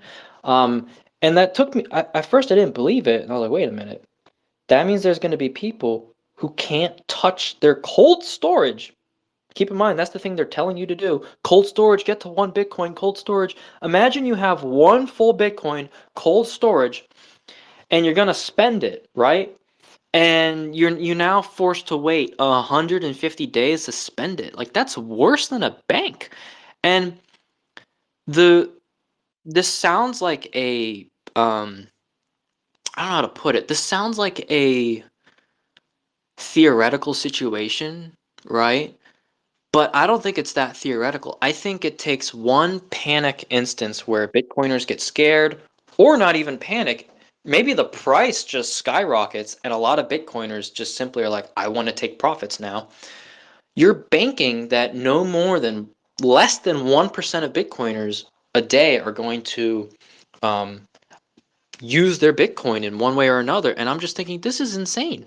This is literally, I guess the way I'm seeing it is the base layer is this really tiny net, and there's just this massive tsunami of cold wallets that are going to one day want to use the money that they've saved. You're right, because Bitcoin's going to keep going up as they keep printing money. And at some point, they're going to want to spend it. And when that wave hits, I mean, my goodness, like I just realized I'm like, that's not a queue that I don't want to get stuck in that. Can you imagine not being able to spend your Bitcoin for 180 days? I mean, and not only that, that's because like you'd have to jump the line. If you want to jump the line, God knows what the transaction fee is going to be, right? Upwards in the thousands. And what on earth is the price of Bitcoin going to be after you've waited 180 days? The only reason that would even happen is if people are selling, taking profits. So you're literally going to be forced to wait 180 days. And realistically, if this were to happen on Bitcoin, sorry, I know I'm going on a rant, but I just think that if you were to have people cash out on Bitcoin a little bit faster than the rate that's happening right now, people would be forced to wait a day. Then they'd be forced to wait 2 days. Then they'd be forced to wait 3 days. And then I think people start getting scared like, wait a minute, this is a trend of I'm locked in my cold wallet. I can't leave unless I wait 4 days to avoid crazy fees. I think that's going to cause panic. And then it's going to cause more wallets to want to sell. Well, now it's going to be 5 days, 10 days. Well, that's going to cause more panic. There's going to be more people like, well, crap, Bitcoin's price is doing really well right now. I want to be able to cash out today rather than who knows how long this line is going to be. This is exactly how every bank run has happened in history. There is a timeline of it's not even that the bank doesn't have the money, it's that people think that they can't cash out their money. That's what causes the bank run. And so if people know that there is a questionable amount of time between where they can access their Bitcoin, let alone what the price is going to be. Wait a minute, it's going to take 5 days to access my Bitcoin when it used to only be 1 day. Now it's 10 days. Now it's 11. People are going to lose their shit. And I don't know, man. I was just running the numbers. Basically, this is what I don't know. This just doesn't look good to me. So I said, fuck that. So those are my numbers. I don't know. Bro, so these are the rants that are beneath the surface that are important that people don't talk about, right? So we know this about Bitcoin. You're using conservative numbers, so you speak on 800,000 transactions per day. That is what it's capped out per day. Maybe people don't understand why that's the case, but why is that the case? It's because there's a block every 10 minutes, and it's capped out, right? At what, 4,000 transactions per block. Like Bitcoin won't speed up. That is what it is. That's the base layer of the system. So it actually makes Lightning make sense for them. But then again, going back to this and stripping it down to what it is. What's the story? The story is, well, Bitcoin's been around forever. Bitcoin's number one. Have fun staying poor. You're a retard. Like those are the stories that people throw so that you distract yourself from getting the actual truth, which is what we all are here and what I appreciate about this community. And the reason I'm here and the reason I'm no longer in Bitcoin as well, just like you. It's like I didn't take the time to actually look at what was underneath all of this. So no, I mean, just so what are bank runs? I didn't even understand as I've studied history, Onion, and gone back and looked at bank runs. And by the way, this has happened in history. People, here's the thing. Like we're all, I'm 44. You're a young guy. We're pretty relative in terms of our history. But just go back 100 years. Like if you really go back and look at the Federal Reserve and why that was created and what happened and why that came about. and that whole story. It takes some time to dig in and really find this out. But these bank runs have happened. And then when you realize, okay, we've been on this fiat standard since 71 when gold was depegged from the dollar. And currencies, if you take a look at the history of currencies have only lasted on average 27 years on average all throughout the world, throughout history. And we've been on this damn currency for 54 years. It's just we're so it makes sense that Bitcoin was hijacked back in 2017. So that's a whole nother story. I encourage anybody here who hasn't read Hijacking Bitcoin, go take a look at that. It all started from 2014 to 2017. I've dug deep into this, and there are cited actual things that happened on the forums and how they went about doing this. But Bitcoin wasn't meant to just be capped out at what it's capped out. And I know that it's one block every ten minutes. And I don't know, I mean, if you can speak on this too, because like one of the things that I looked at was, people talk about that there could only be one. That was another propaganda. I think that's propaganda that's out there right now. There can only be one proof of work because of the energy grid and all the energy that Bitcoin takes up. And I looked at that. It's like, well, Bitcoin's a technology. Yeah, there's all these bigger companies mining it, but that's how it has to be on Bitcoin because it's capped out. They limited the base layer to 800,000 transactions, and so it has to scale in layers. They have to do that, but it's a technology, and they decided. So a part of the consensus was because of the information that was out and how they filtered the information of the masses. And then again, this was in 2017, so I think of, I wasn't around back then or paying attention, but anybody that was, and again, you do a little bit of digging, try to weed out through the fucking propaganda and the bullshit that was being talked about. What actually happened? So there was a group of people that went towards, oh, we should have bigger blocks. Why should we have the bigger blocks? Well, because we can do more transactions. It would have expanded the base layer. And then actually that's what makes Caspa make sense to me. Because you take a look at what Jonathan did in 2013 when he tried to present the secure, the when he presented what he presented with Aviv Zohar and was talking about this DAG thing, and I think, and Jonathan, by the way, I've like the links that I've put together. Jonathan talks about this on that podcast that he does with Vlad, where he speaks of the culture of Bitcoin. And he doesn't, obviously he made fun of Bitcoin with the turtle and everything, but if you listen to that interview, weren't about changing, and it's just that was around the time that they were being, it was like the capture of what was happening in Bitcoin, and he saw it, so he goes, okay, no, we just have to go do this somewhere else. And so the culture is a reflection of what Jonathan saw, and obviously with how Caspa went about going about, hey, no, this needs to go to 100 blocks. And if you're not a technical person, it's like, okay, that doesn't, why? But again, just try to simplify it, because more blocks creates a larger base layer, and it actually does what this whole thing was meant to do, and that was, like it says in the Bitcoin white paper, a peer-to-peer digital cash system without a third-party intermediary. And if you look at Bitcoin, after 800,000 transactions, if you're not one of those people that has all this Bitcoin, good luck. Like, you just went against every what this whole thing was about. And that is no longer the narrative. Now we're hearing, right?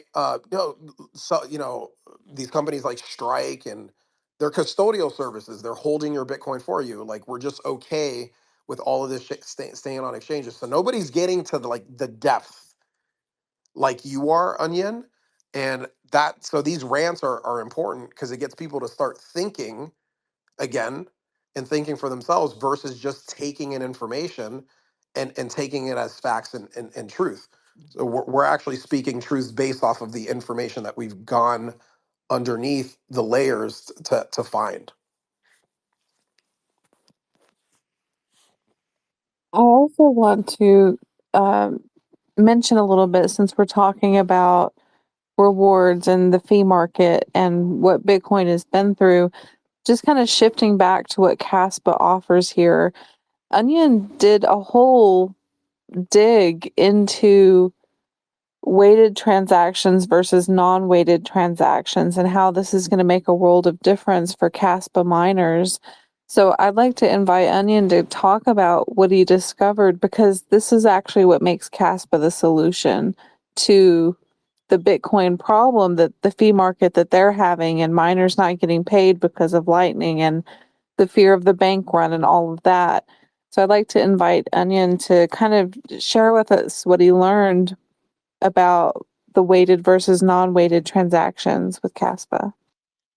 Hell yes, I love this. I love y'all just give me the floor and I could just talk about Kaspa and take a dump on Bitcoin. This is awesome. So thank you. Yeah. Few things.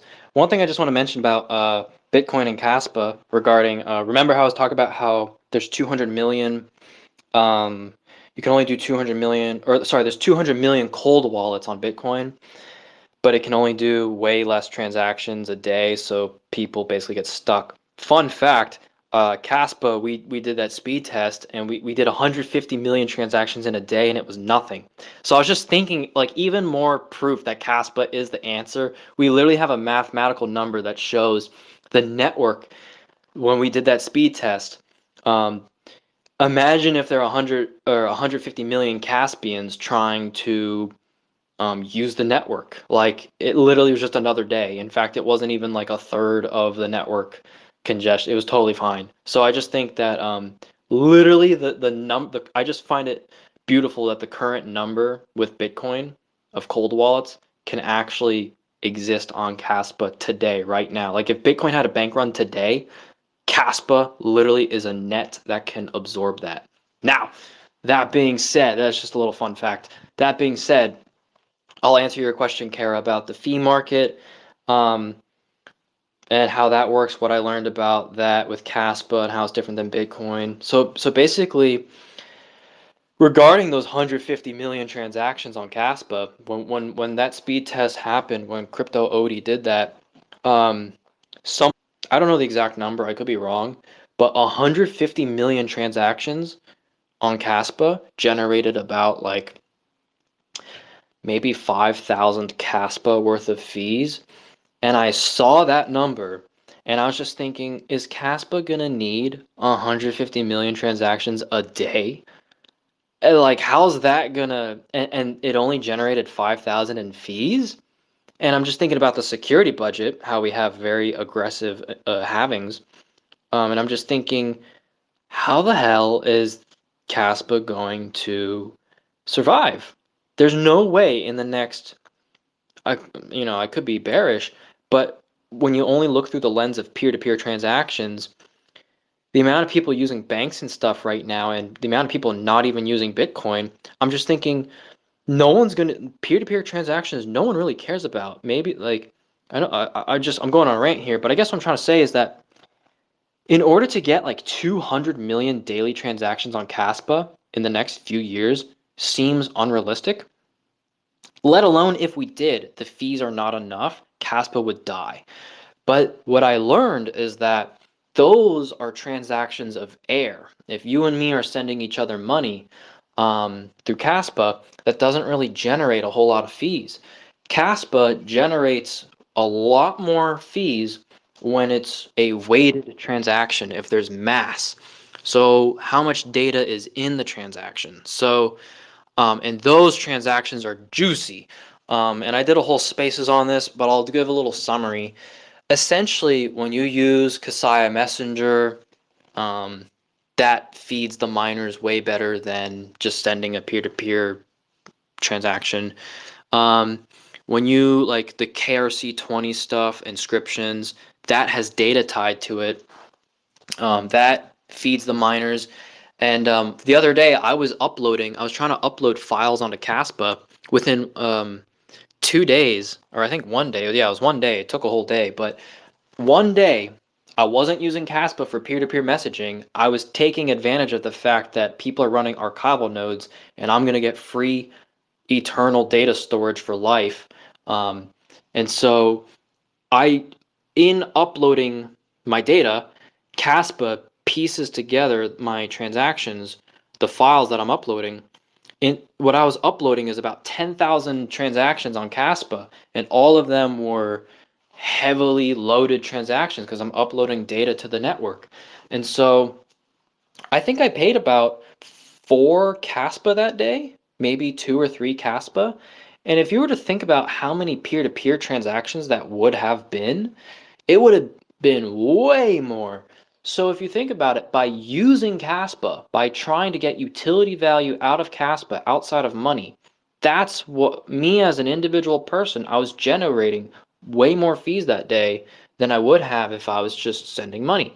And so if you think about this on a, a more global level, when we have basically what I see happening is um, the every day that Kaspa exists, someone's building something new on it, and that's an opportunity for new utility value. And the utility value on Kaspa is what has weighted transactions. And I guess that's what I see bailing out the security budget, right? That's as the block reward decreases, um, the opportunity for transactions from a user perspective to be weighted and heavy increase because we have more tools available to use Kaspa. 8 months ago, I couldn't send a message on Kaspa. 8 months ago, I couldn't upload a file to Kaspa. 8 months ago, I couldn't do this or that on, like, someone's building a social media on Kaspa, right? And so um, the way I saw it is right now our security budget looks scary because it's only going down essentially. Because right now our security budget, our protection against a 51% attack, that is tied directly to the price of the coin. This is the same problem Bitcoin has. Bitcoin has the exact same problem. If the price goes down, security goes down, which is why it's so scary for us in Kaspa, because we are living um, a a speed run version of what Bitcoiners are going to be experiencing soon. The only difference is every day that we experience this, someone's building a way to bail us out, and that's through the utility value. Um, and so what's actually very fascinating is I compared early day Kaspa. Imagine day one, Kaspa's launched at 1 block per second. The only thing you could really do on Kaspa was send each other peer-to-peer transactions. So I would argue that was the most riskiest time to have to make a decision based on if you're going to be on a Kaspa standard, because if you run the numbers, I guess this is just my logic, you would have needed like millions of transactions a day, because there's no real utility value in Kaspa that was available outside of money. It was simply just peer-to-peer money. And so that forces Kaspa to, if you're going to look into the future and try to project what does it look like without the block subsidy, um, it would need a bunch of transactions.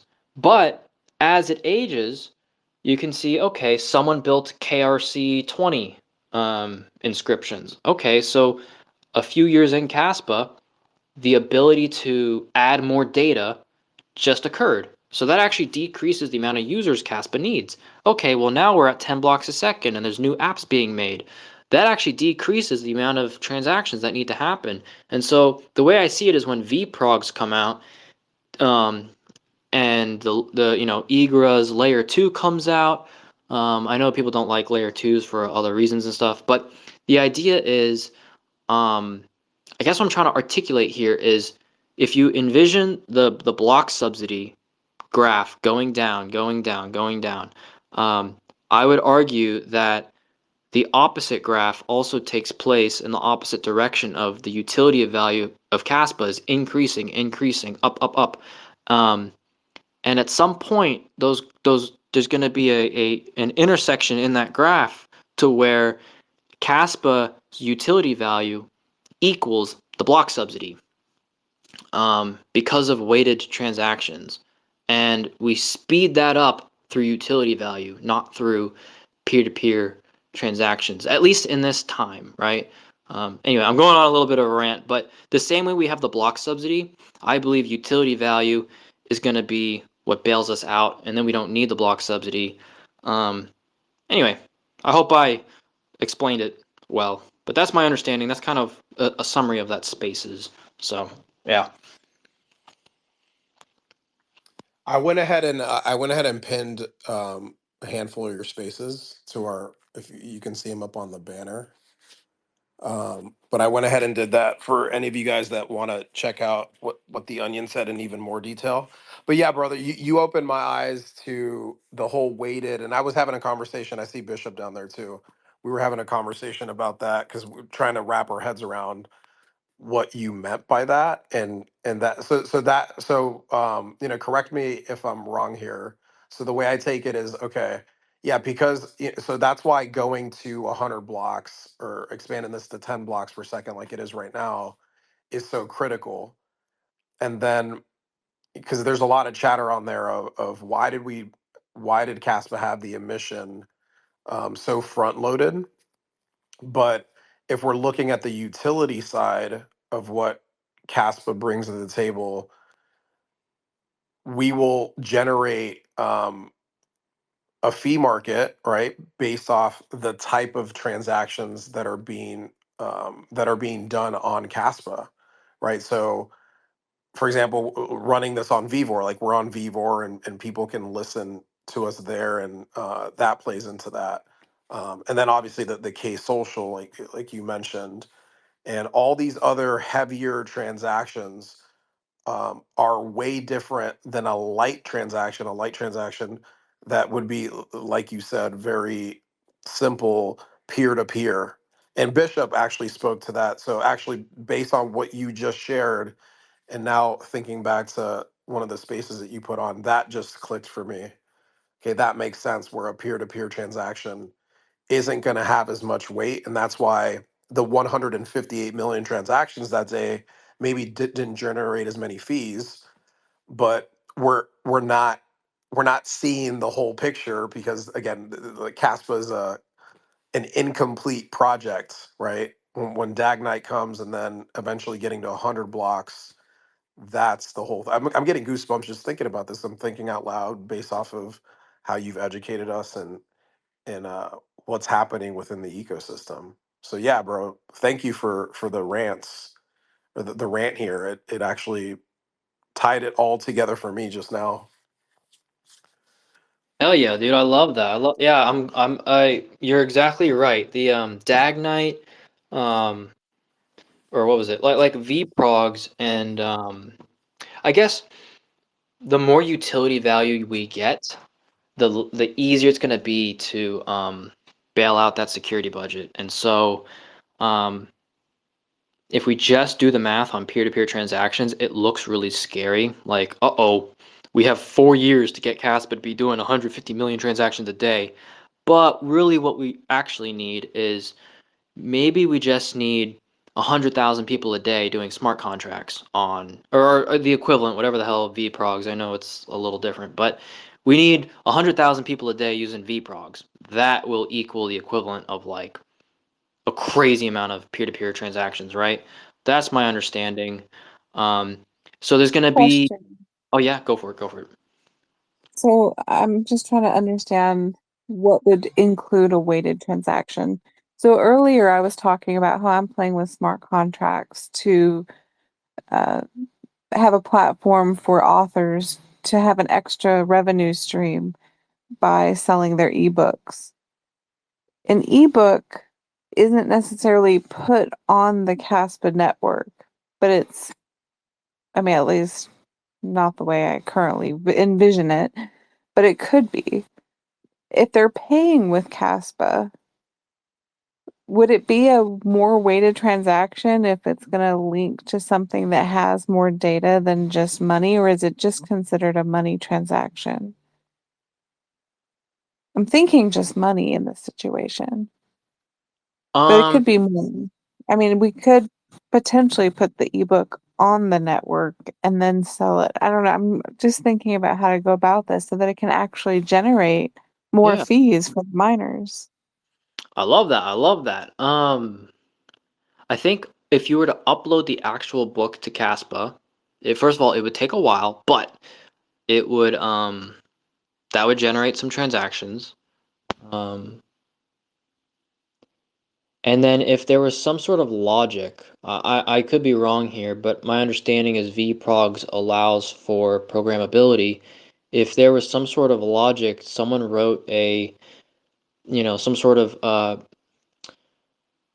I don't know, some way to handle the payment and some way to have a program that like releases the content to them based on like if they paid, like the logic for that, right? An e-commerce logic on Caspa somehow, or the layer two, or however the hell. Um, that I think would generate fees. Um, so I guess my answer to the question is if there's logic tied to it, I think there's more fees. But if there's no logic, then I think it's just a normal transaction. But I could be wrong, right? But that's my understanding.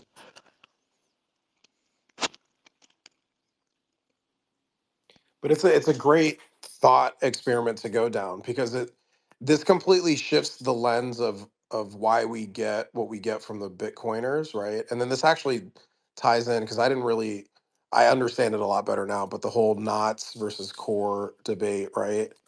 Where and I've seen you post where Caspa fixes this because we would actually welcome those types of transactions considering we're doing 10 blocks per second right now, and then even more so once the blocks are sped up and we're at 32 and then eventually 100, right? So yeah, so the lens that we get even judged by right now from the outside, you have to shift that completely.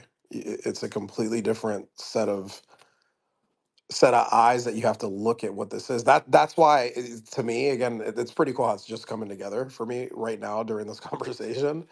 Um, just goes to show that Caspa stands on its own and it's a completely different technology, right? That evolves with the blockchain. You're very limited with a blockchain that is running a consensus in parallel and not using the orphan blocks. And then with this, considering it's again 10 blocks per second right now, but looking to evolve past that, that's what has all this utility come into play and benefit the network and benefit the miners. And then again, with us, like running a home miner is pretty cheap for us to do.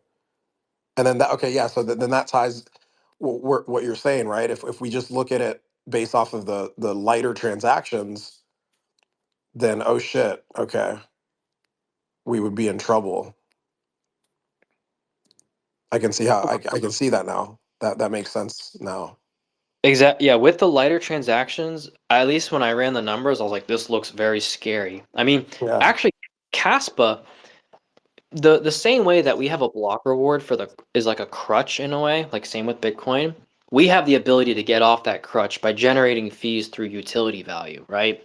And my belief is that once we generate so many fees with utility value, first of all, we're going to be the only proof of work network in existence to have decoupled security from a 51% attack from the price of the coin, which means Caspa can fall in price, but if people are using the network, miners might actually increase because they're getting fees. So Bitcoin can't do that. So I believe that by the time that this takes place, Bitcoin might be struggling, and there's going to be all these Bitcoiners seeing the price go down on Bitcoin.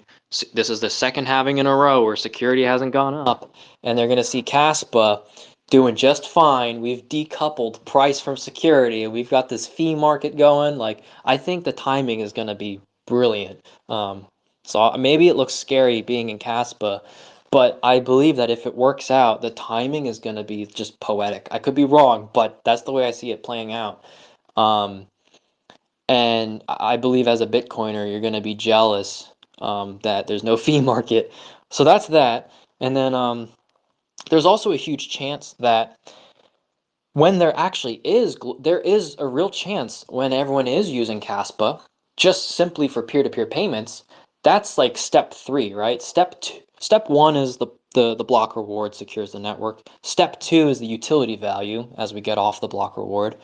But then step three is we should have a lot of users at that point that people are genuinely using Caspa. There is a real point in the next 10 years, 15 years that it does generate a bunch of fees simply from transactions of air, right?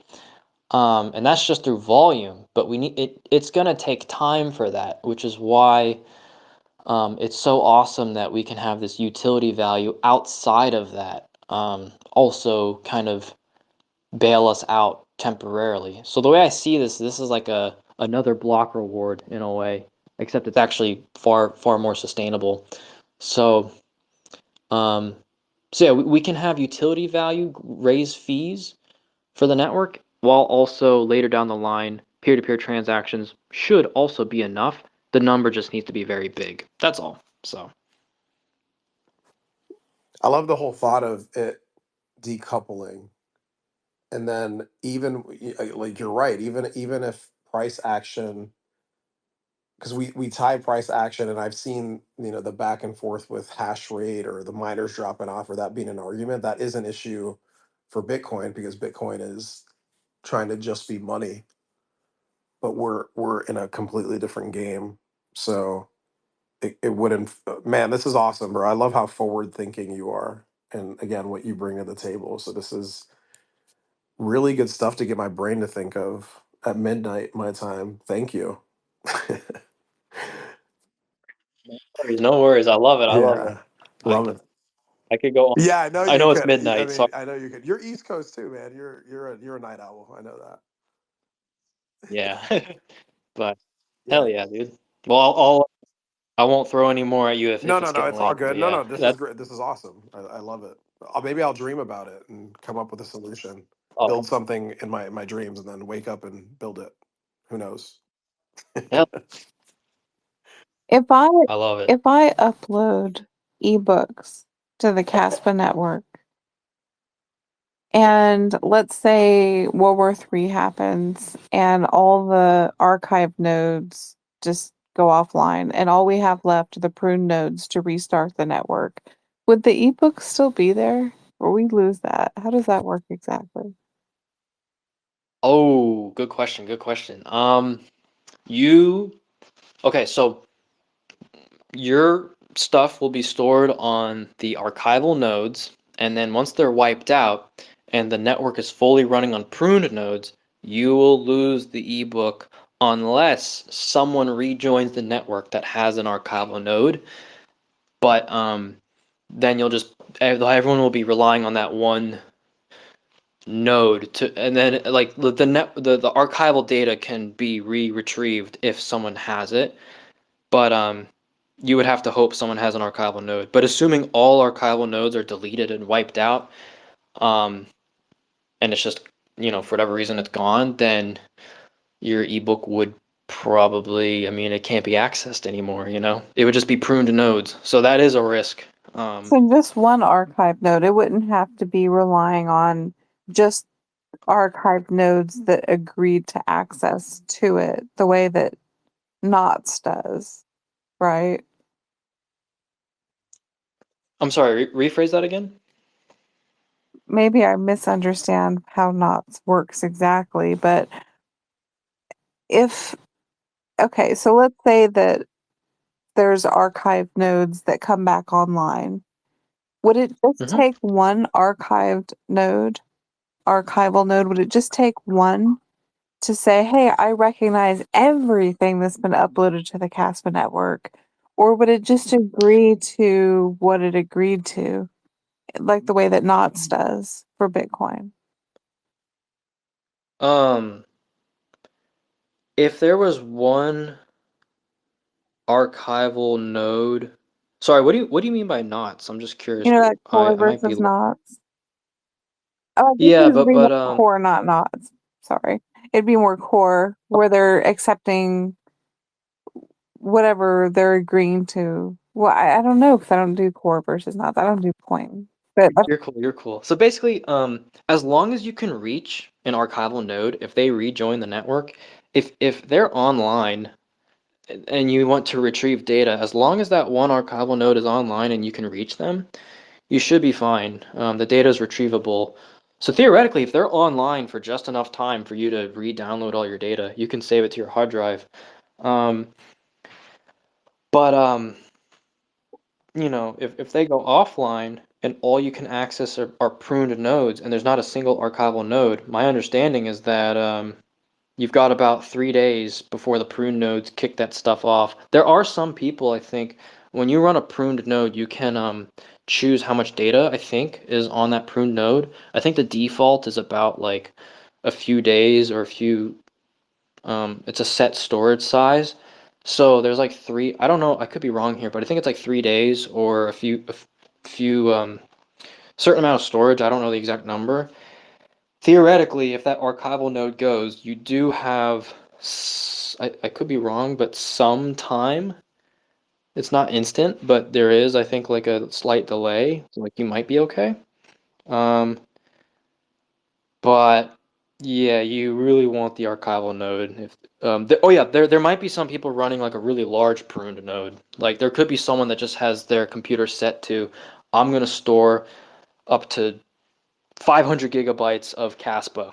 And so if you're lucky enough to be within that window, however many days past is worth 500 gigabytes, um, they'll prune their node after anything after 500 gigabytes on their computer. So there are instances where you, um, it's like not even a full archival node. I don't know if I'm making sense, but like there are different snapshots of the network. So you might be fine there. That's if you're lucky. But the reality is, if you can't connect to an archival node, you're probably cooked. Well, And but so that's Coney, with like with though, we're gonna have Coney. what is that? Is that the satellite? Yeah, that's going to be the node in space, and that can be an archival node. Yeah, if that's an archival node, then that would be freaking That's amazing. from Then we'd be that's from the killing. KII, right, Kara? Yeah. Okay. Coney is from KII. And what's interesting, I got into a little fight with somebody over this in the last 24 hours. They were really, Uh-oh. I think it was Ghost Band under a different name. And God. yeah, and everything I said he was oppositional to, but I just went with it. And he was suggesting, and I'm going to throw some of his FUD out there regarding Coney and this archival node. He was saying that besides it being expensive and irrelevant and a complete waste of money and just another node, and how dare we put it in space? And aside from the fact that it's geopolitically neutral and that it would give us a decentralization milestone and all of that. So all of that aside, he was saying that it can still be turned off by satellite companies. So what's the point of even putting it up there? Why put an archival node in space and spend a lot of money to do this? And of course, my response was, well, who cares what rich people do with their money? If they want to put it in space, let them put it in space. It's not your money. Who cares? Let them do what they want. But he was, of course, throwing FUD because this is what he does. It's what he lives for. So he was saying that it's a complete waste. It can be turned off in space, so who cares? And it's going to have to be replaced every 3 or 4 years. So it's a waste of money. It's a bunch of junk. It's just blah, blah, blah, blah, blah. And of course, then and then he started dissing Dag Knight. So he went into that too. But anyway, I just found that interesting that the FUD was that a space satellite company could shut off the node, which is not unheard of because I had been talking to KRC Bot about the fact that drones aren't using Caspa, they're using optical fiber cables to avoid jammers. So that is a real thing. We want to avoid jammers and people shutting off nodes, especially if there's a World War III situation. But the way I see it, these nodes in space are being put up by KII, and they have a lot of credibility. They have a lot of partnerships, and people like them. They're trying to do something good for the planet.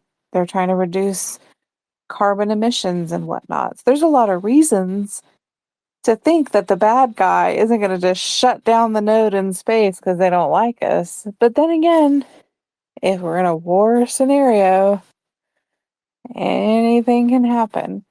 But still, to say let's not put one in space, that just to me, wouldn't it be in our interest to do an archival node in space? And my understanding is we're having a constellation putting out there. So it's not just one. I read something on Reddit that said or implied that there's going to be multiple Caspa nodes, multiple of these Coney initiatives orbiting in space, and it could probably happen sometime next year. Yeah, I just pinned the post that they put up, and looks like they have it pinned to their profile, the KII. I remember having that conversation. What was it, a few weeks back? Buffalo was on that too, where where he brought up the solution of, well, what if, because you brought out the tinfoil example of, well, what if everything goes down, and then we said, okay, well, those of us that have the resources would send these nodes to outer space. And it's interesting that you bring up the ghost band. That has to be the ghost band guy. He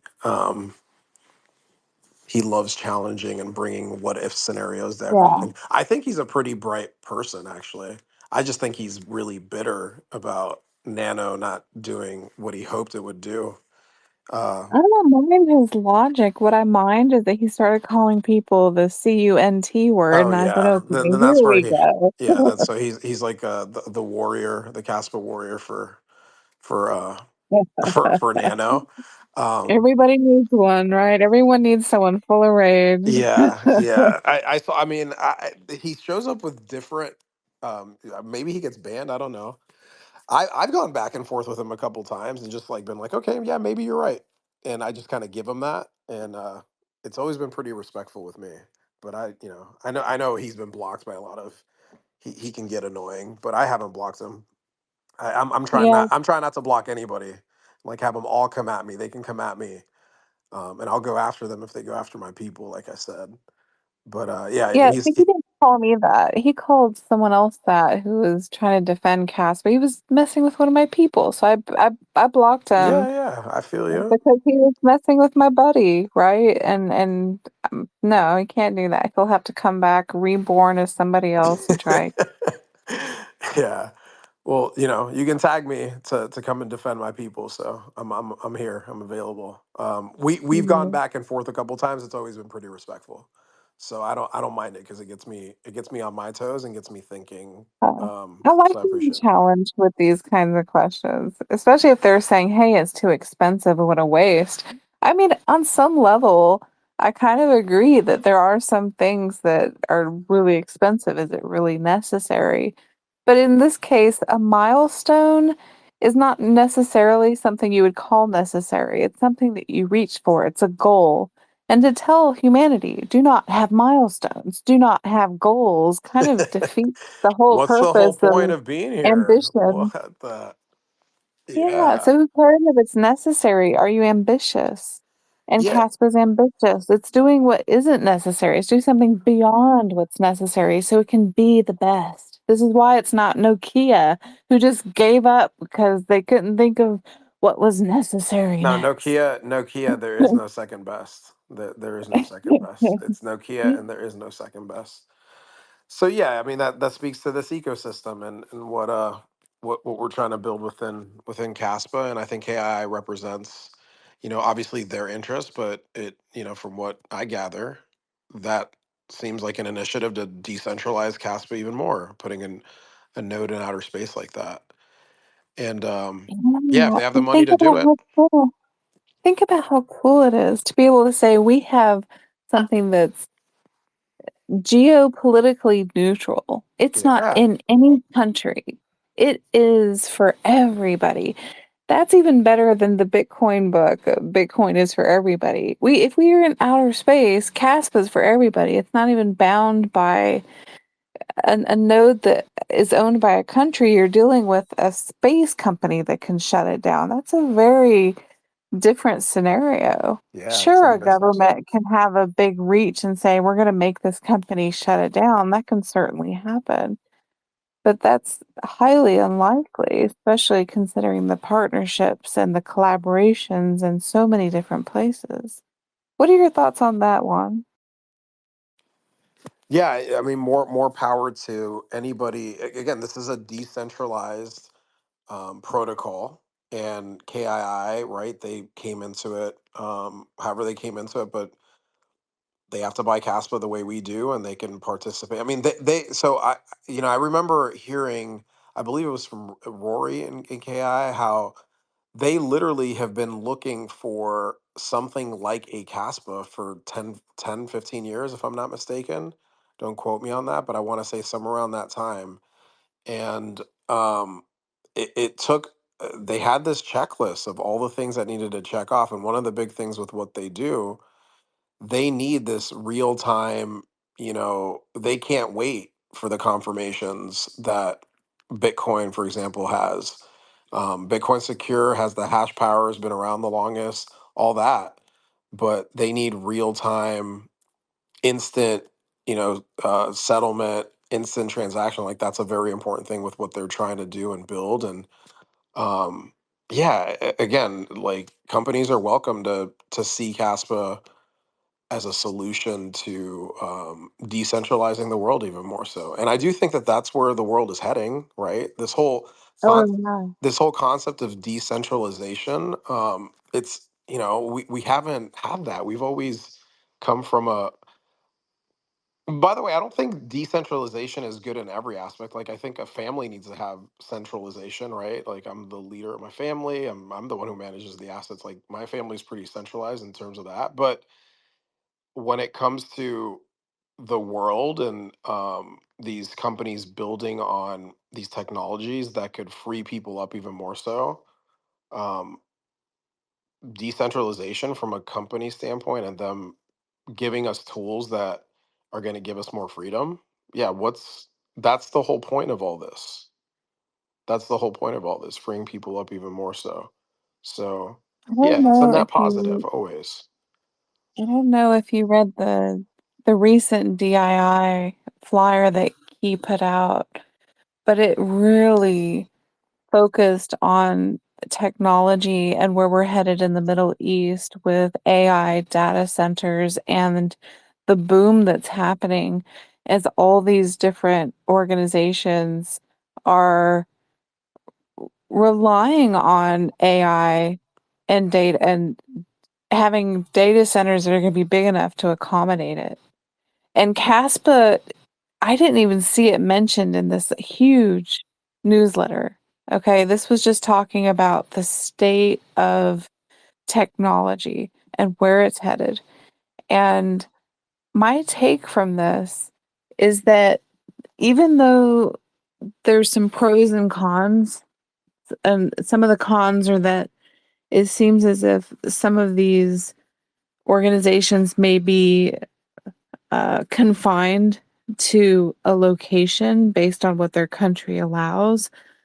The pro is that even if they're confined, they'll still be able to broadcast and emit and reach greater and greater audiences outside of the country. And so that makes the demand higher for stronger data centers. And we've all heard of Marathon. Well, in this document, which was just released, Mara, which ironically DII called a Bitcoin miner, they didn't even mention Caspa, but they were saying that there's a partnership happening with, I think it was called Zero Two Energy or 20, I think it was Zero Two. It's an energy company that's going to be basically giving access to electricity, water, that sort of thing. And there's going to be some sort of exchange of credits or discounts in exchange for Mara shutting down or other Bitcoin miners shutting down for a period of time when the peak electricity gets too high for people. And so that partnership, I'm trying to figure out if that's even if 02 or 20, I forget what it's called, if that is partnered with DII. But just the fact that these Bitcoin miners, these huge, giant places that are mining Bitcoin, are now being looked at by DII, KII, and seeing these partnerships that they can get with them to help them with their energy. Kaspa becomes, in my opinion, it really says we can offer you something. We can track this energy. We can do things in a way that will make your business better. And without Kaspa being mentioned, I could see Kaspa between the lines throughout these articles. And in addition, we can look at huge companies. We're always looking at institutionalization. We can look at Google, we can look at Microsoft. They were specifically mentioned as examples of big companies that have goals of reducing their carbon emissions. Well, that's the whole goal of Key, of DII, right? And because DII, their chairman of CASPA, is um, a huge supporter of CASPA, we have CASPA at the forefront of these oil companies, data companies, AI companies, working to get seen by huge Bitcoin mining companies and all of this. And that's one reason why I stay bullish here, because there's a lot going on that we don't see. And I'm sure there were probably a lot of um, contracts signed, a bunch of non-disclosure agreements where we don't really see all that's happening because we can't know yet. But we can see there's progress. There's uh, there was a sandbox just released. This actually happened during Tokenize. There was a sandbox released, and KII mentioned, "Hey, this was just released." Well, I checked it out, and basically, it was an application for stablecoins that was now being allowed to be uh, applied for, and the applications extend until February. Now, I don't know if that means that starting February, things might start to move and the sandboxes will be open, but I know that behind the scenes, there are a lot of big things happening, and it's going to go slow. It's going to take months and months for some of these things to even be pushed forward a little bit, because when you're making a big change with these institutions, it's not as simple as just flushing the toilet and you're done. These things take time, and they take a lot of patience with these regulators and this red tape and dealing with all of that. And I don't know, I just wanted to throw that out there, that there are a lot of things coming in addition to Cody, right? There's the AI data thing is so big. Oh yeah. They're Yeah. billions and billions. We're talking billions of dollars worth. I mean, just take it. Huge. Yeah, just take a look at. I mean, like, do you use AI every day, Kara? Um, Yeah, for different reasons. yeah, Yeah. yeah. I know. I've kind of heard you talk about that. I mean, I didn't really use it that much until about a year and a half ago. Now I can't go a day without using it. I'm sure a lot of people here can relate to that. And I think it speaks to just technology in general and what we're seeing happening. And for me, again, this goes back to a very energetic feeling the consciousness of the world and where we're moving, and also going beneath the surface, right? Because you have to dig in to really understand that the information that's maybe thrown out on the news or what you see on TV, that's only a layer of it. That's only a layer of it. When you go deep within, or you really dig into all this stuff, I've heard this thrown out there. It's, you think of the technology that's out today. A lot of these systems are run on old legacy systems that needed to die off. But going back to the money and the debt-based system that we're in, we've mortgaged the future to live in the present for such a long time. And I think again, giving Bitcoin its props, what Bitcoin flipped for us was having this scarce digital asset where if you held it, you benefited from it, but it literally flipped that, where it's like, okay, no, you don't. You have this digital commodity that's scarce, that that could essentially end the debt-based system of having you mortgage your future. And then you look at technology and how it's evolved and where we're going and what people are building, and this is, everywhere in the world. It's just running on these old legacy systems that does need something like a Caspa, Bitcoin starting and then, evolving to something like Caspa to be the base layer so that we could build on the future. So thinking of how much technology has evolved and where we are today, I've heard this concept thrown out there. In the next 10 years, we're going to see more than what we've seen in the past 100 years come out. And the demand that's out there for this AI to continue to evolve, for all these things you know, initiatives like the Caspa KI and what they're doing, it's really hard to wrap your head around it because it's a lot. It's quite a bit. Um, but just again, feeling into that, Kara, from like a very energetic standpoint, it's like this is what the world needs. There's a huge gap. There's a huge gap between the haves and the have-nots. And how long can that really sustain, right? I know the law of, I mentioned like the 80/20 rule and all that, but I just think that we can be better. We can be better with each other. We can be better with our technology. I think there's way too much suffering out there. There's too much divisiveness. And again, I've said this several times, but I do see people as a reflection of me. That's why it makes it very easy to relate and be zen about this, right? I haven't been this way my entire life. A lot of it has been my journey over the past 5 or 6 years, and just having this beautiful perspective on life and finding the peace in all the chaos. Like there's a lot of fucking chaos out there, but technology does help us with everything that's coming out. It just helps us be here, be present, appreciate what's being built, how it's being built. Um, so yeah, there's just so much here. So I love initiatives like the Caspa KI. I love what they're doing.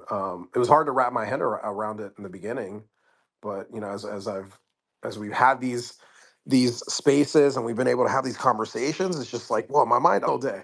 It's like not a day that isn't just filled with this new info and gets me excited. And like the more I know, the more I realize I don't know. And that's how it works. So yeah, who knows what's coming, but it's got to get better, and it's gonna get better. And that's for sure. Uh, you were saying that technology makes things better, and I just thought of a really good example of that. All right, so all of us can agree that Jonathan is smart. We can all agree on that. He recently gave a speech on, you were there. He was at Tokenize, he gave a speech. And for a lot of us who listened to it, it was over our heads. I listened to it and didn't really understand exactly what he was saying. And so someone went online using, I'm trying to find out who they were. They used Notebook to basically retell the story of everything Jonathan said, but to say it for those of us who need it said and spoken to us in a different way. I gotta listen to that version. And they did. And so it was reposted by Caspa Unchained. So if anyone wants to go do a dig, you can find it there. And AI did this. AI actually made a video transcribing Jonathan's speech so that we could understand what he was saying. And I actually understood AI more than Jonathan. I learned so much from that about how the bridge is necessary. And there were, I don't know. Um, I'm actually scrolling right now trying to find it. Want to post it. I was doing the same It's thing. incredible. But It is such a good that speaks to video. exactly what I'm saying with this whole. I have to. That is why I use AI every single day. It's like yeah.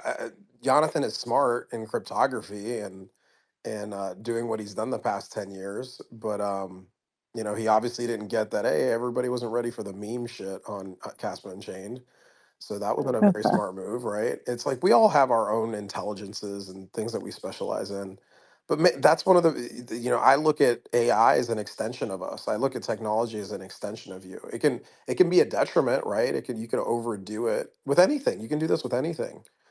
But the glass half full mentality, right? It's like how can you use this to benefit yourself and then Hmm. carry the disciplines that make that a benefit to you and an extension of you. That's really how I see technology. That's how I see all of this. So that's pretty cool. Right. I did not know that there was something out there like that. Um, Kara, I found it. I was there, and the way I listen and I learn, I mean, I was just like looking around, and I was like, man, look at this guy, Jonathan, who solved a trilemma. He's wearing jeans, like funny looking shoes, a t-shirt. Like that's where my mind was. So I knew I was gonna have to listen to it, listen to it again. And it was obviously a great. Um, there were a couple things that did hit for me in terms of understanding why we have to go to 100 blocks. Um, so having to go to 100 blocks really secures the network even more so, is how I understood it. But yeah, that's pretty cool. Have you found it? Did you find the I'm on the Yeah. Unchained? So it was created by Gotti Glickberg, whose username is not on Twitter, NOTONTWEETTER, two T's at the end there. And he used a program called Notebook. And if you want to check out Notebook, you can go to the username Notebook LM. And if you go on Caspa Unchained, go to December 5th, and you will see Caspa mining the internet. And it is the entire presentation that Jonathan gave in Oh, I person, see it here. but Okay. redone by AI so that those of us who didn't understand a lick of what Jonathan was saying could understand what he was saying. Real quick, I just want to mention that there has never been a Jonathan speech or YouTube video that I've seen where I've ever understood anything he's ever said. Look at us admitting it. Yeah, I've yeah. That's I think that's the case for all of us, Onion. That that is yeah. the case for all of us. But yeah, I have to throw it into AI. And I remember you guys ran a space together where Kara kind of interviewed you on using AI. And when you were talking about how you use AI, I'm like, oh, okay, he's just like me. Like, make me understand this, have it make sense, because the AI gets to know you, and then it knows how to talk to you, and everything is just easier to consume that way. So yeah, same here, bro. I love it. Well done. Oh I'm glad yeah, you do that. I'm That's not the only phenomenal. one. I'm sure there's plenty of people on the spaces that do the same exact thing. Um, Hell yeah. makes us smarter a lot quicker. So AI gets a lot of things wrong though too. well, One of my favorite things to do is to click on the source, and if it's an X source, I scroll through the comments to see if the original poster admitted that there was a typo that changed the entire argument, because sometimes Grok does not scan the comments to acknowledge the author saying, "Hey, there's something I can't edit." So I just want to throw that in there that if you guys are looking for very accurate information, make sure to read no, what an author's intended words I'm were. with you. I'm with you there. No, for me, I think it does matter how you interact with it and how you ask it questions, right? Because if you ask a question and you're looking for it to tell you facts, and you're right, you have to ask it a certain way in order for it to respond a certain way. Because that's called hallucinating, if I'm not mistaken, right? That it does. So it will obviously it gets to know you and all that, but I've trained my AI. I mean, I use ChatGPT more than Grok, um, but I feel like it's gotten to know me pretty well. And I do challenge it though, and I think that's important, right? Because you're training it to be able to speak to you in a way that makes sense to you. So yeah, just when I heard Onion say that, I'm like, oh shit, that's exactly how I use it. Hell yeah. I actually found Caspa through Did AI, you? essentially. Oh shit! Yeah. I was just I was asking for proof of work alternatives to Bitcoin, Wow. and It's like half. It's like, what the hell is Look at that? that. So I yeah, didn't I thank. didn't I didn't know that. I didn't know that about your story, that you found it through AI. But yeah, so I feel like a lot of other people, Bitcoin doesn't have that benefit. Bitcoin, you had to find it through forums and stuff back in Right. the day, you know? Right. Well, that I mean that speaks to where we're at with things, right? It's like the AI is pretty new. I mean, what ChatGPT launched in just 3 years ago in 2022. We're so new to this, man. As soon as Hmm. Gen Z and Gen Alpha, my son's Gen Alpha, and I say it's the way these younger kids function. They're gonna be like, why would I use Bitcoin? There's nothing on Bitcoin. Um, they're gonna come to Caspa. It's not even gonna be a competition. Bitcoin's a rough It draft. is. Thank you. Thanks for the rough Yeah. draft. Appreciate it. It has. I think it does have its place. I'm not in the camp of like it's. I know you talked about it's going to die. It is going to have its issues, but I could also see it being bailed out by the debt-based Oh yeah. system. So if it stays alive, it's going to stay alive in that. It has to, right? We can't scale on the base layer, and it has to scale in layers. So I could see it being bailed out by that over there. But we have an alternative. We have something outside of the Mhm. system completely. And even if a portion of Caspa, for example, were at some point to get captured, it's like at least we have a fighting chance over here to keep our sovereignty. And that is one of my missions, if anything. It's like to educate the world as much as I can on sovereignty, live it. It's part of the reason why I do live on the Casper Standard with Bishop. So yeah, yeah, man, exciting stuff. One thing I like to do, and this kind of branches off of sovereignty, one thing I like to do is ask AI questions that are very different than what you'd ever see someone asking on on X. For instance, if God is sovereign, are angels centralized or decentralized? And of course, the AI says the angels are centralized. And I would ask it things such as, is bacteria, or let me rephrase, I said, can bacteria experience greed? Can bacteria experience fear?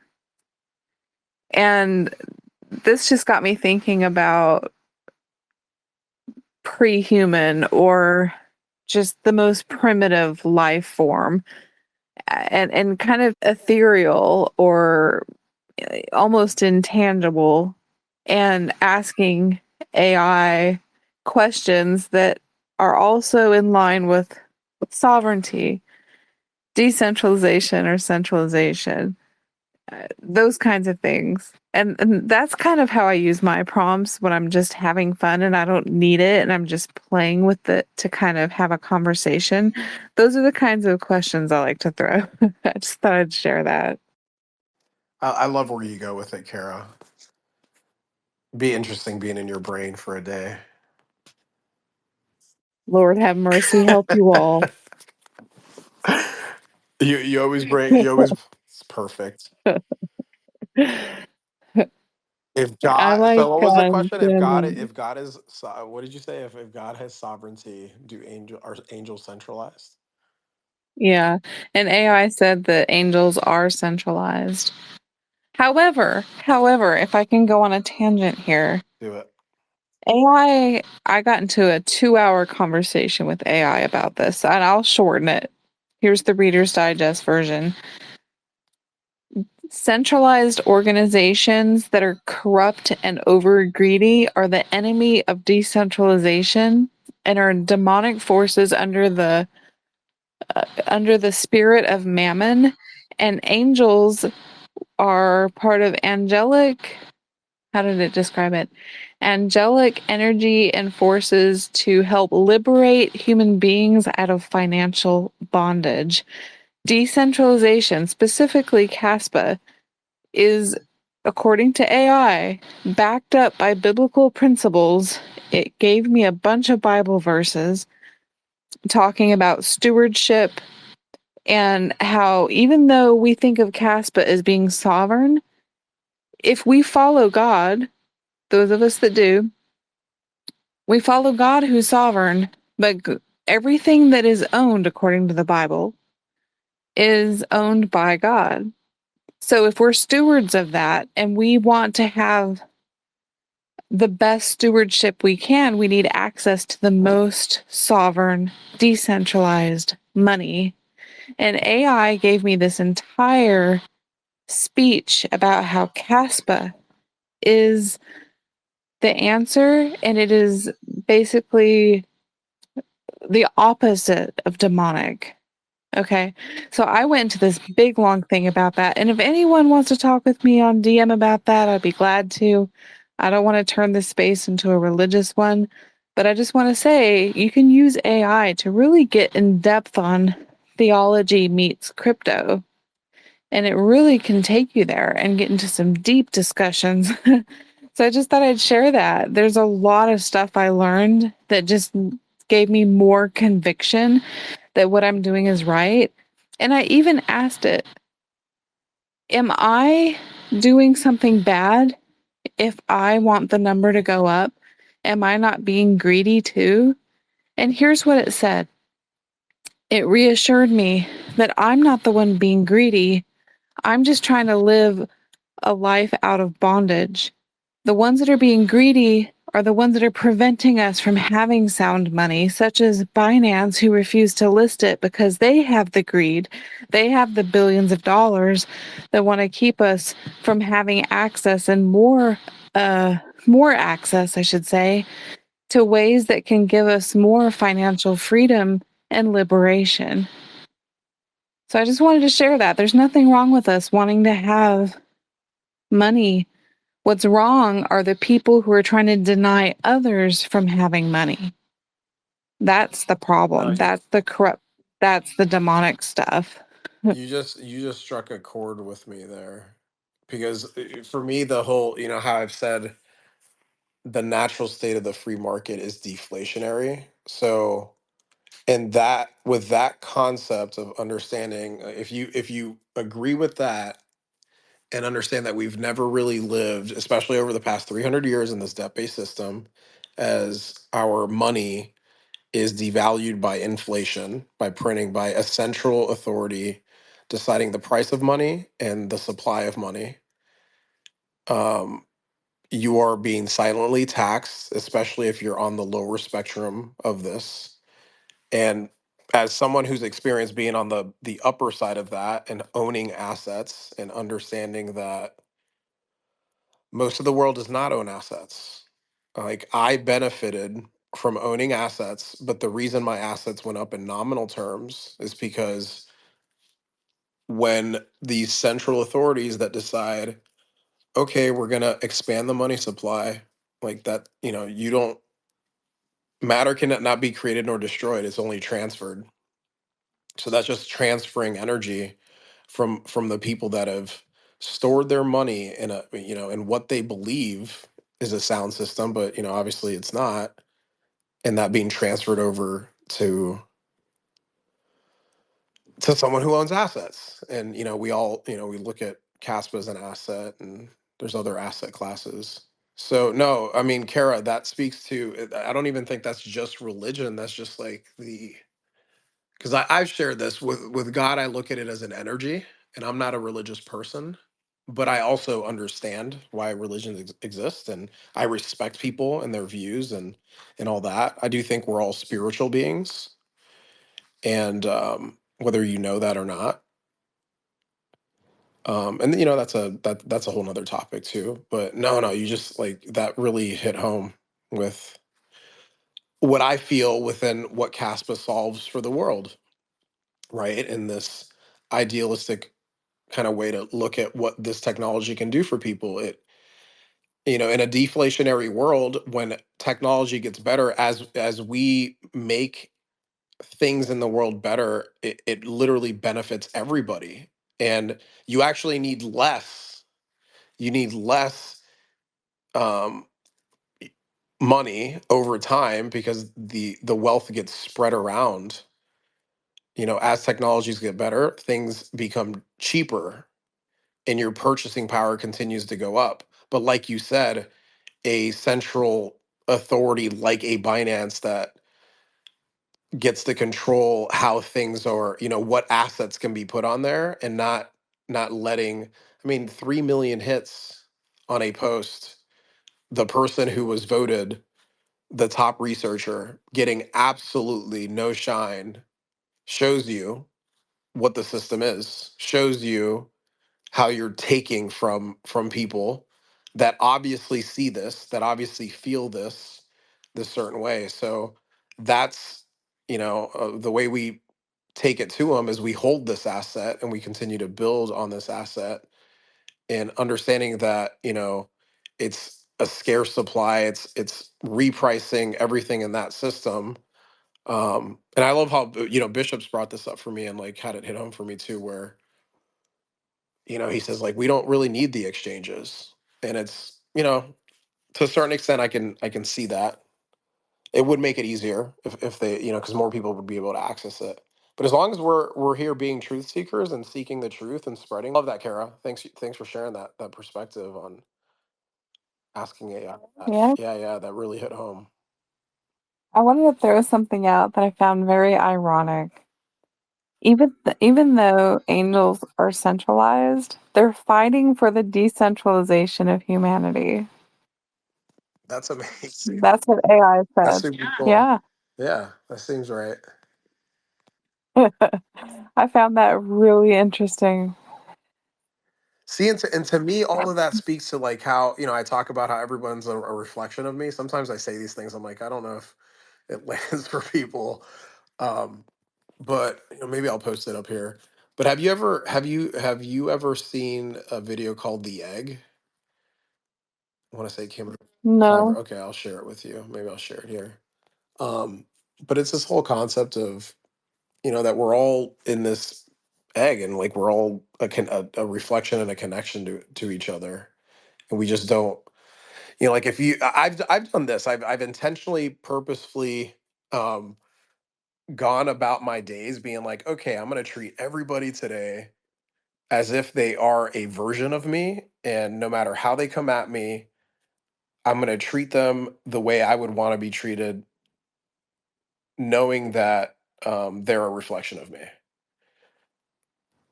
You guys should try that out. It makes the day pretty fun. Like nobody's. It's just pretty fucking cool. I've done that several times actually, like intentionally, but I think most of my days I have interactions like that. There's a lot of synchronicities that happen. There's a lot of connection. You know, you get I do that all the time, every day. yeah, I don't ever not I good, can't turn it off. good, good. Yeah, well, there's some people out there that are a little bit miserable, and that they look down. But yeah, you be the light. Dude, Be the I light. did too many drugs back in the day. I can't turn it off. Yeah, be the light. Be the light, and smile when people aren't smiling. I mean, I wasn't always like this. I was a pretty intense fucking teenager, and I played sports, and a violent sport. I was a quarterback, but it was an intense time, and I was like that in business too. I was pretty ruthless, and then looking back, I can see why I kind of had to be. But eventually that flipped for me later in life, and obviously, this is I feel more me, right? But there's a lot of people disconnected from that, Kara. There definitely are, and yeah, that's cool. That's cool that you're like that too. Love it. Recommend it for anybody out there. Try it. Treat people like they're a reflection of you, and obviously, the golden rule, right? And how would you like to be treated in this situation? You do that to other people, woo, you'll There experience. should be a word of caution. Oh God, there should be a word of caution though. If you're really weird and you treat other people like they're a reflection of you, they might think that you need to be in a loony bin. Okay, So yeah, I true. just want to say, No, you're right. if I treat anybody weird, it means I really see you as a reflection of me. So don't take it in a weird way. I'm just weird. We're all weirdos. We're all my son. My Right. son used to say that like when he was younger. He doesn't do it as much anymore. But I'd be like, Yana said that I was normal though. Do you know how weird it is to be called yeah, that's normal? not fun at all. That's boring. Dude. Boring. My son used to say that when he was a kid all the time. I mean, he's still a kid, but when he was like 5, 6 years old, he'd be like, I'm a weirdo. I'd rather be a weirdo. It's just, yeah, way more entertaining. Being weird is authentic, right? I mean, that's how it is. Yeah, But if you start talking to someone and start hallucinating while you're talking to them, at least let them know that you're you're on some shit. seeing them as a reflection of Oh, okay. yourself. See, you think I'm on some shit, but I've only been on some shit that just never stopped after 20 something years. Yeah, Right? It's still going, right? exactly. Yeah, yeah, Uh, it's still going. I can't turn it off. Oh, you got that within. You found it without having to do the outside stuff. It's just within. Yeah.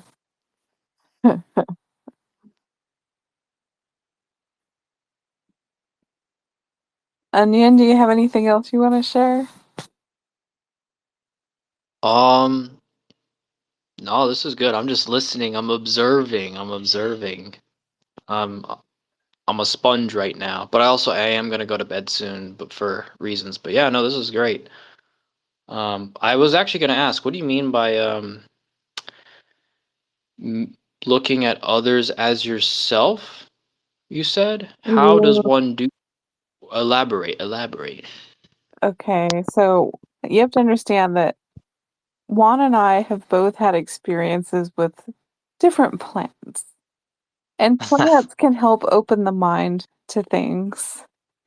And when you have seen the world beyond the physical, you begin to look at people differently than you would without those physical barriers. So, for instance, you and I have had pretty close connections when we talk, and it's just a natural thing. And I don't even know your name. I don't know what you look like. I don't know where you live. I know virtually hardly anything about you. But yet we know enough about each other to have a real tangible connection. It's almost tangible. It's a real Yeah. it's a real friendship. There's something really there that's just friendship. It's me seeing you as someone that I can relate with. And I also see you as being a part of the whole of me. And I'll give you an example. Someone put it like this. So take your hand, put your wrist upwards, and put your fingers downwards. And imagine that you're putting your fingers, but not your wrist, into an aquarium full of water. The fish see all five fingers, they see them as separate. But if you're looking at someone from far away, you see the whole hand and body as a whole. And humanity is kind of the arm. The fingers are the people, and we can see each other as being complete individuals that are very different from one another. But if you look at it far enough, especially if you're high on drugs, you start to see shit as it really is. So I can still see you as Onion. You're an individual. You have your own personality and attitudes and background and memories and history. But I also see you as someone I can relate with. You're someone that we're on the similar frequency, and so we can just vibe back and forth because it's just innate. It just happens naturally. We don't have to, it's not awkward or weird. We can just talk. Well, that's part of that human energy of relation, right? And you can talk with different people. So, for instance, let's say you're talking to Rajat, who you might go, oh my gosh, this guy is not like me at all. Oh, I love that guy. Right? But you guys also follow each other. You guys Yeah, also, Yeah, because you like each other, because there's something really there that you see something in you that you see in him, but you can't put your finger on it. But it's something that makes yeah. you go, yeah, I like him. I don't know why, but I need to have a connection with him. That's the same thing. It's you seeing something in you in him, even though you're so different, right? That's Yeah. how I would explain it. But maybe one has a different view. no, I mean, I Oh, think it's a beautiful way to express that, and like Kara said, we have experimented with plants, and I can tell you, Onion, for me, that's what made my connection to myself and others really make sense. Because I'll tell you, prior to that, I was someone who always questioned. I see a lot of my young you go about like you want to know truth and then like you'll challenge it and then you'll give all these facts and then then you still dive in there with these people that Kara brought up Raja, but you don't just do it with Raja, you do it with a bunch of people and you entertain that because you're a seeker and you're somebody who does seek connection, and like Kara said, I don't know your name, I know you as Onion, but understanding that I am so I love it. Jim Carrey said this where he said he once thought he was a man experiencing the world, and then he realized that he is the world experiencing a man.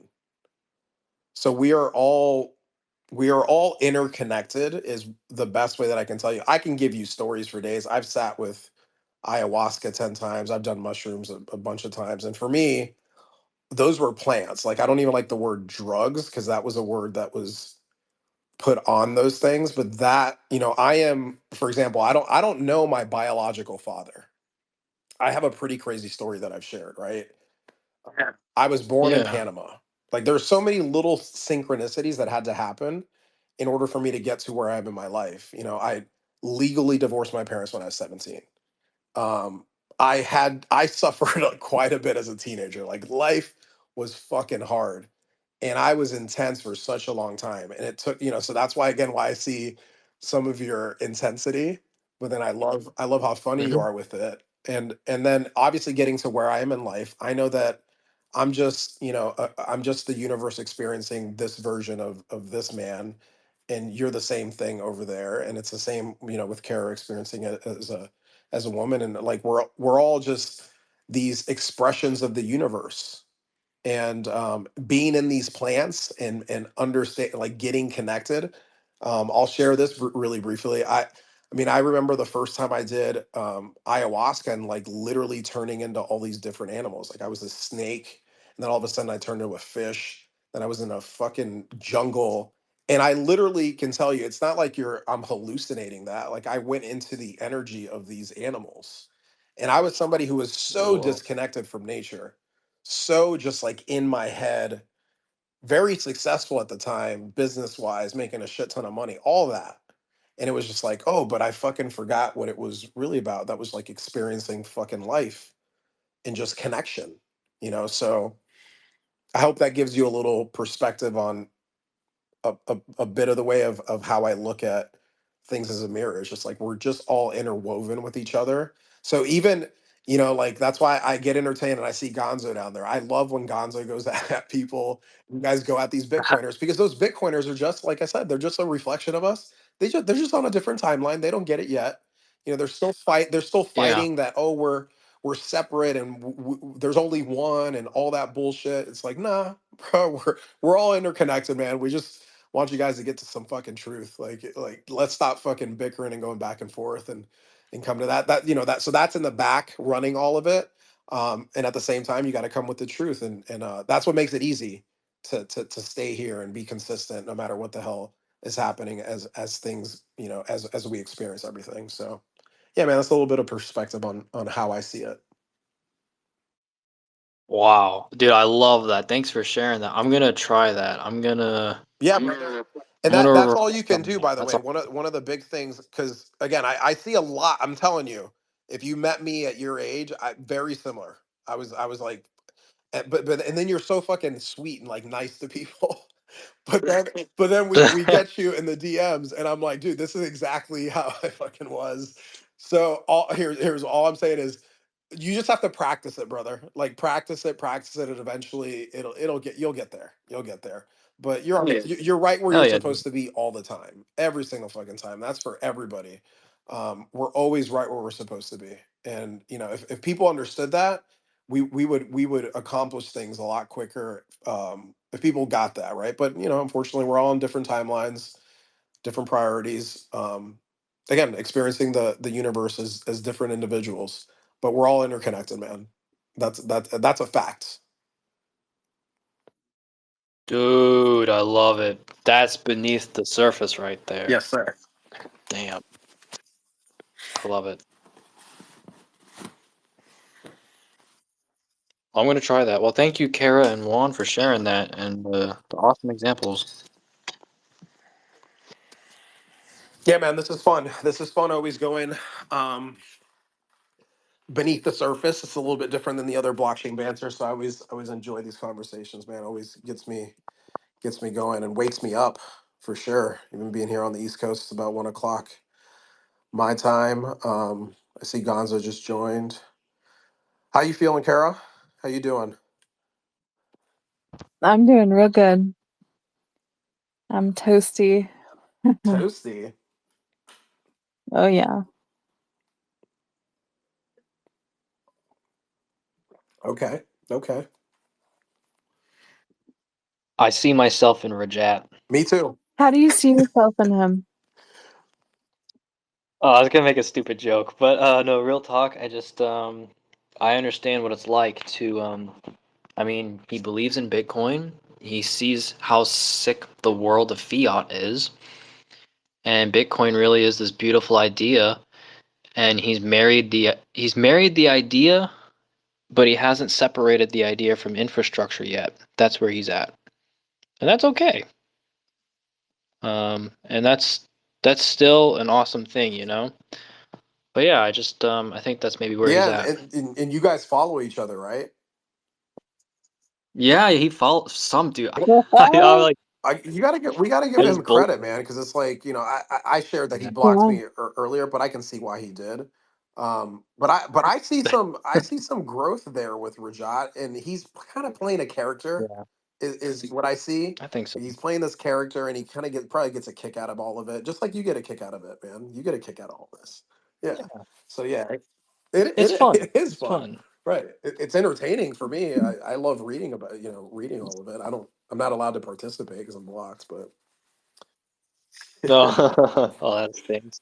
it's all good. How has he Yeah, blocked you? How's he blocked I you, mean, Juan, I but he think hasn't I blocked me think I and shared it Onion? before. I heard something through the grapevine that he just started talking about Bitcoin, and that initially, he's a finance guy, so I think he had a YouTube video, or he had a YouTube channel prior to, where he used to talk shit about Bitcoin, or that's what I heard. I didn't confirm my sources, and then I posted something, and then he called me out for it, and then I came to my defense, and then he called me a piece of shit because again, I didn't confirm the story.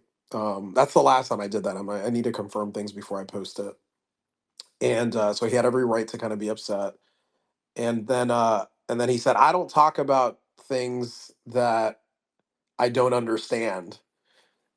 I don't make videos about that. And then I wrote, but this was the final straw, but I wrote, well, you don't understand Bitcoin and you talk about Bitcoin. And he's like, fuck you, you're a piece of shit. And then he blocked me. Yeah. So that's how that went down. Wow. that's hilarious. Yeah. That was like 3 I've months said ago. some pretty crazy things to him, and he still lets That's what I'm me saying. write That's them. that's why I'm saying that I see growth, because I see what you guys write him. Wow. I see how you go at it, Yeah. and now he follows a bunch of Caspians. So yeah, Oh he's yeah. talking shit, but like he's at least going back and forth, and I think that's He progress. likes One, my posts. He likes my posts, and I think part of it's because I acknowledge him as a human being beyond his investments. So, for instance, do you remember when he was under investigation for Yes. saying that Bitcoin had no Yep. risks?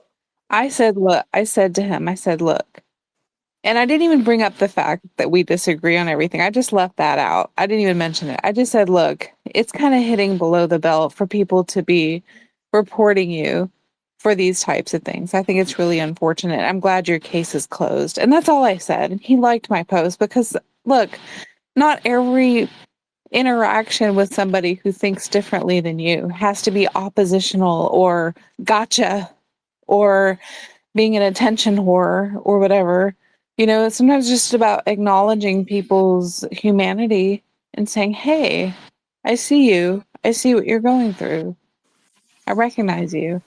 And so he hasn't blocked me, and I can still talk shit to him, and he'll occasionally like my post because he knows that I'm not out to get him. Right. And I think that's a key thing here is to just recognize each other. We're all human. Let's see each other in one another. Right? It can take us places. And this is where those bridges and relationships are formed is just recognizing each other. So I just wanted to share that real quick. Yeah, and again, I think it moves the conversations forward, right? So seeing everything that all of this stuff is on the internet, and I learn a lot seeing the discourse and the back and forth, and it gives me perspective from where I am in my life. So that's everybody's on their own journey in a different place and understanding Caspa or crypto. And I think it helps, that there'll be people that'll go scrolling and see these conversations, and they'll be able to form their own opinions and their own thoughts on what's out here. So I think it only helps. Like the conversations are important. We don't need to agree on everything. Agreeing to disagree is great. It moves us forward. So I see it all as a net positive for the entire space. So like, yeah, it's necessary. It absolutely is necessary, in my opinion. You know what's Yeah. fascinating is that if you were to put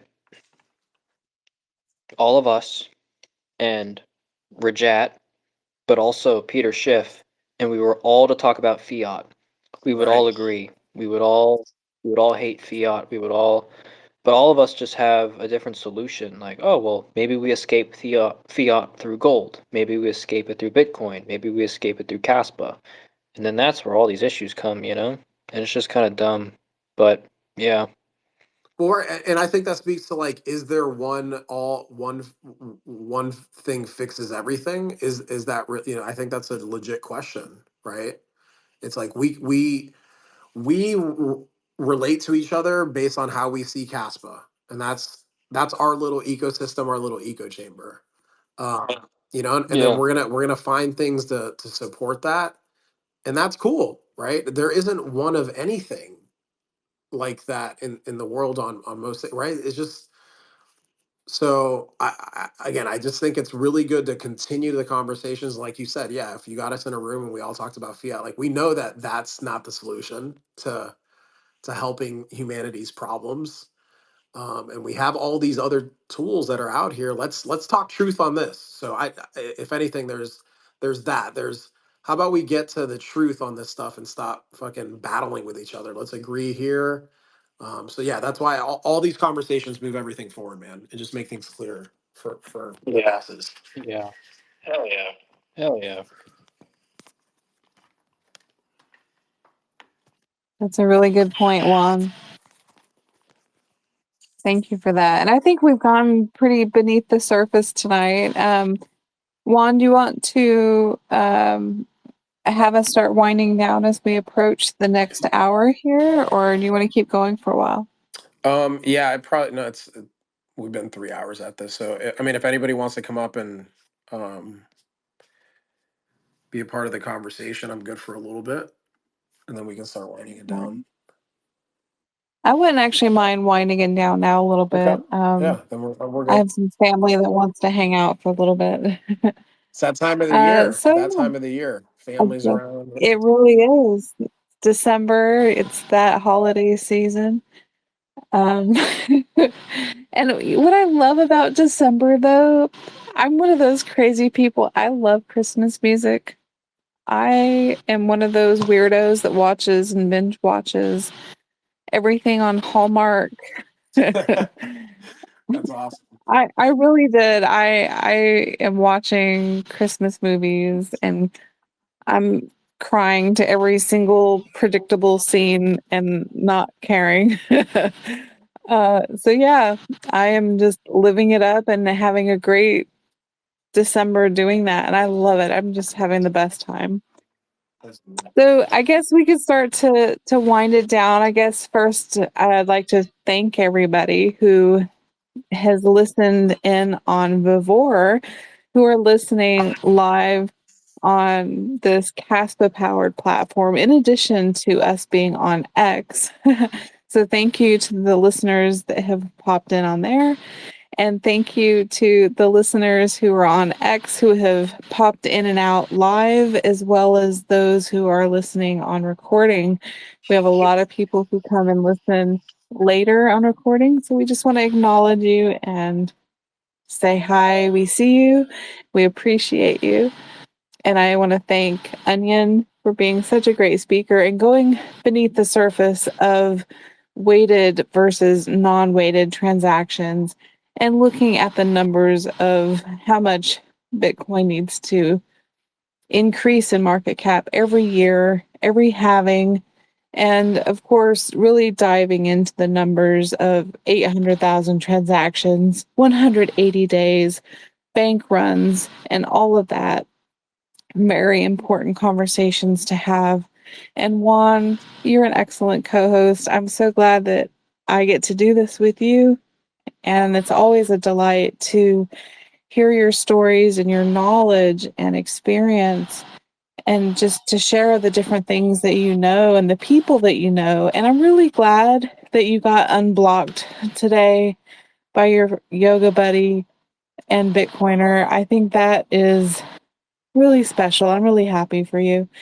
And I just also want to just throw a couple things out. We have archived our episodes on YouTube. So if you check out my bio, you can click the link to my YouTube channel and you can see archived episodes that we've done. I don't think I've put up the Thanksgiving episode, but you guys aren't really missing much. We didn't go over too much. It was mostly just a hi, we're here, see you later. So we'll put that one up as well as this one so that you can stay informed and know what's going on, as well as learn different ways to increase adoption through human ways. The other blockchain banter really, I think, focuses on a lot of news updates. They talk with developers, which we're open to as well. But we really focus on the human element. We focus on how people connect to these coins, how it affects humanity, and those types of things. And as always, if you feel like sending a gift or a donation or sharing your wealth in any way, we do have a joint wallet at beneaththesurface.cas. Anything that we receive is split 50-50 between Juan and me. And I just want to say, Casme, who has just left this chat, gave us an NFT, and I'm not sure how to split that 50-50. So for right now, it's just sitting in the wallet, but we do have one in there. And I just want to thank everyone for being here. And Juan, I'm going to just leave you with the mic. Mic drop by Kara. Okay. Yeah, I really enjoy these conversations on a weekly basis. So we opened up the call considering we hadn't done that, we hadn't done this in a week, and I felt, like, I see you guys as family. We've shared several times here that I see you all as a reflection of me, and we're all in different places in our lives. And thank you, Kaspa Onion, for coming up and sharing your wisdom. I did post on the Jumbotron here. I'm not sure if it stays up once we close out the space, but definitely check out Kaspa Onion when he goes on his rants. They are the most beautiful rants of an intelligent young man who was a Bitcoiner for 8 years and recently went 100% Kaspa. Um, I'm sure all of you on here already follow him, but if you're listening into this, you definitely want to make sure that Casp Onion's one of your follows. Yeah, Kara, I love running this show with you. Love getting to know you and your stories on a weekly basis. Surface, I love that this blockchain banter is what it is, right? Where we dig in, and we dive in and get to the nitty gritty. I think that's always a beautiful place to go, and it's a little bit different. It's a little bit different than what's out there. And yeah, thank you to all the listeners that stayed on. Thank you to all the listeners that will jump on here later. So we really appreciate you guys, and we look forward to continuing this and continuing that conversation. So again, thanks for being on Blockchain Banter Beneath the Surface, where Caspa does carry the current of truth, vibrating at the frequency of seekers, one conversation at a time. Be humble, be kind, give it time. Love you all. Have a good night. Good night. Take care. Peace out. Goodbye.